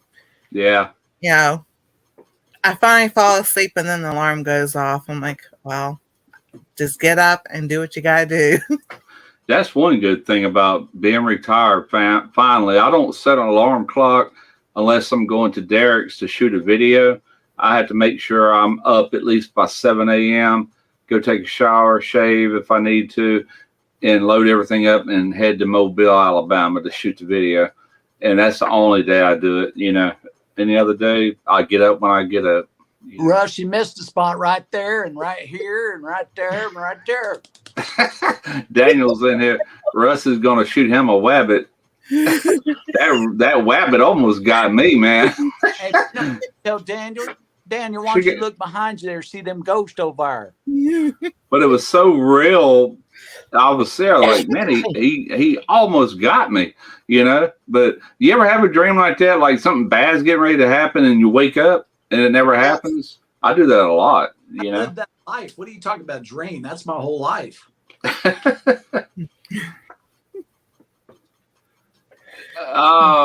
Simon, certain length, they're just like a short. They can go anywhere from 15 seconds up to a minute. I've seen them, but I'd have to go in there and look at. I think they can actually run a little bit longer than that, but most of them are just like YouTube shorts, you know, as far as length. Hey guys, I hate Sorry. to do this, but I've got to go get in the shower. I got a dinner to go to tonight. Yeah, Yes, you do, man. Celebrate your birthday. What is it? Yeah. 5 o'clock for us, our time? Yeah, almost 6 Yeah, minutes it's too. 5:54 right now. So, yep. Yeah. 6 minutes will be 3 hours. You'll be live. I've Well, really enjoyed speaking with all you guys today. Hopefully Yeah, we man. can get together soon and do this again. Heck yeah. You Definitely. enjoy your dinner and your night. Sounds like it's going to be a good one. So Well, y'all be looking. Hey, can I do a little plug on this one? Yeah. you betcha. Y'all be looking for them shorts, because let me tell you something. Chamberlain's Prime Steakhouse, y'all Google it. It's a pretty high-end joint down there. They got Heck the yeah. steaks and they got that foie gras down there. Foie gras. Maybe if you're home. Well, if you don't get the foie might gras, come to why my don't you get live some place. duck liver? That's pretty good too. Well, that's what foie gras is, that damn duck. True story, Russ. Hey, Russ, I won $1,000 bet at French Bistro last week. If y'all saw, if anybody looked at my community tab, There he goes. my brother from Florida keeps calling me all the time. I don't know what the hell he wants, but so if y'all will look, one of the 2 pictures I put, those still pictures, one of them was a piece of foie gras and a toast point, by the way. But I had some smart ass waiter pop off at the mouth. He's a French guy. He knows everything, right? Yeah. Yeah. Well, so my friend ordered a terrine. My buddy ordered a appetizers of a cold terrine with a duck liver mousse pate in it, right? But they called it goose liver on the menu. Huh. So I told the guy sitting next to him, I said, well, really, don't worry about it. It's duck liver. It's not goose liver, okay? And then the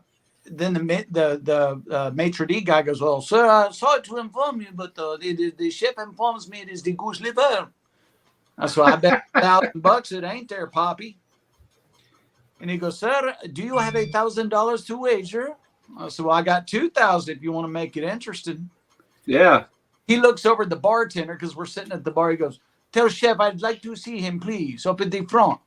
And the waiter and the bartender says, well, chef's busy cooking. We got there's 200 people in the restaurant.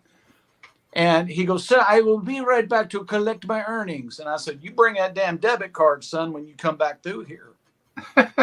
He comes back 10 minutes later. I totally forgotten it because we're drinking these Kier shots or whatever. He comes back. He whispers in my ear, so where nobody can, because the whole bar is listening on her. He comes, whispers in my ear, sir, I am very sorry to inform you, but you are correct. It is duck liver, my lord, from just like what you said. I looked at it. I said, I'm going to let you off the hook this time because we didn't shake on it. He goes, sir, my dad always had a saying, be very confident, but never bet. And I said, well, you should listen to your poppy then, shouldn't you? Because I sell the shit for a living. I know that it is illegal in the United States of America to commercially produce duck liver or goose liver and sell it as duck liver. So everybody's going to buy duck liver, and that's what they use for foie gras. So Right. Exactly right. I've never heard nobody say goose fat rules like Emerald used to say duck fat rules, you know? Emerald Lagasse used to say, hey, I put a little bit under my eyes, guys. Yeah. Yeah. But anyway, guys, thank you guys for being my guest today. I really appreciate it. Miss Nancy, thank you so much. Mr. Russ Jones, thank you so much. Miss Desiree, mwah. To all you guys, to everybody in the chat, thank you so much for spending a little bit of your time with us. We appreciate it. Everybody, if I don't see you or talk to you, I wish you all a very, very happy New Year. Be safe. And remember what we always say in this chat today, guys. If you know somebody's hurting or somebody that needs something, hook them up. Russ going to give me $10 just because I asked him for it. Yeah. But we didn't even bet. Take care of each other, guys. Take care of each other. You might be doing a lot more than what you think you might be doing if you just reach out to somebody, help them up. You don't have to help them out. Just help them up. That's all we're asking. God bless you all. I love y'all. And let's check it out later now. All right. Later. Happy birthday. Bye, everybody. Happy New Year. Happy New Year, everybody. You Woohoo! Drink it up, baby. Okay, ladies, I got to go. All right. Later. Thank you, guys. You're welcome. Have a good weekend. You too. Okay, bye. Bye.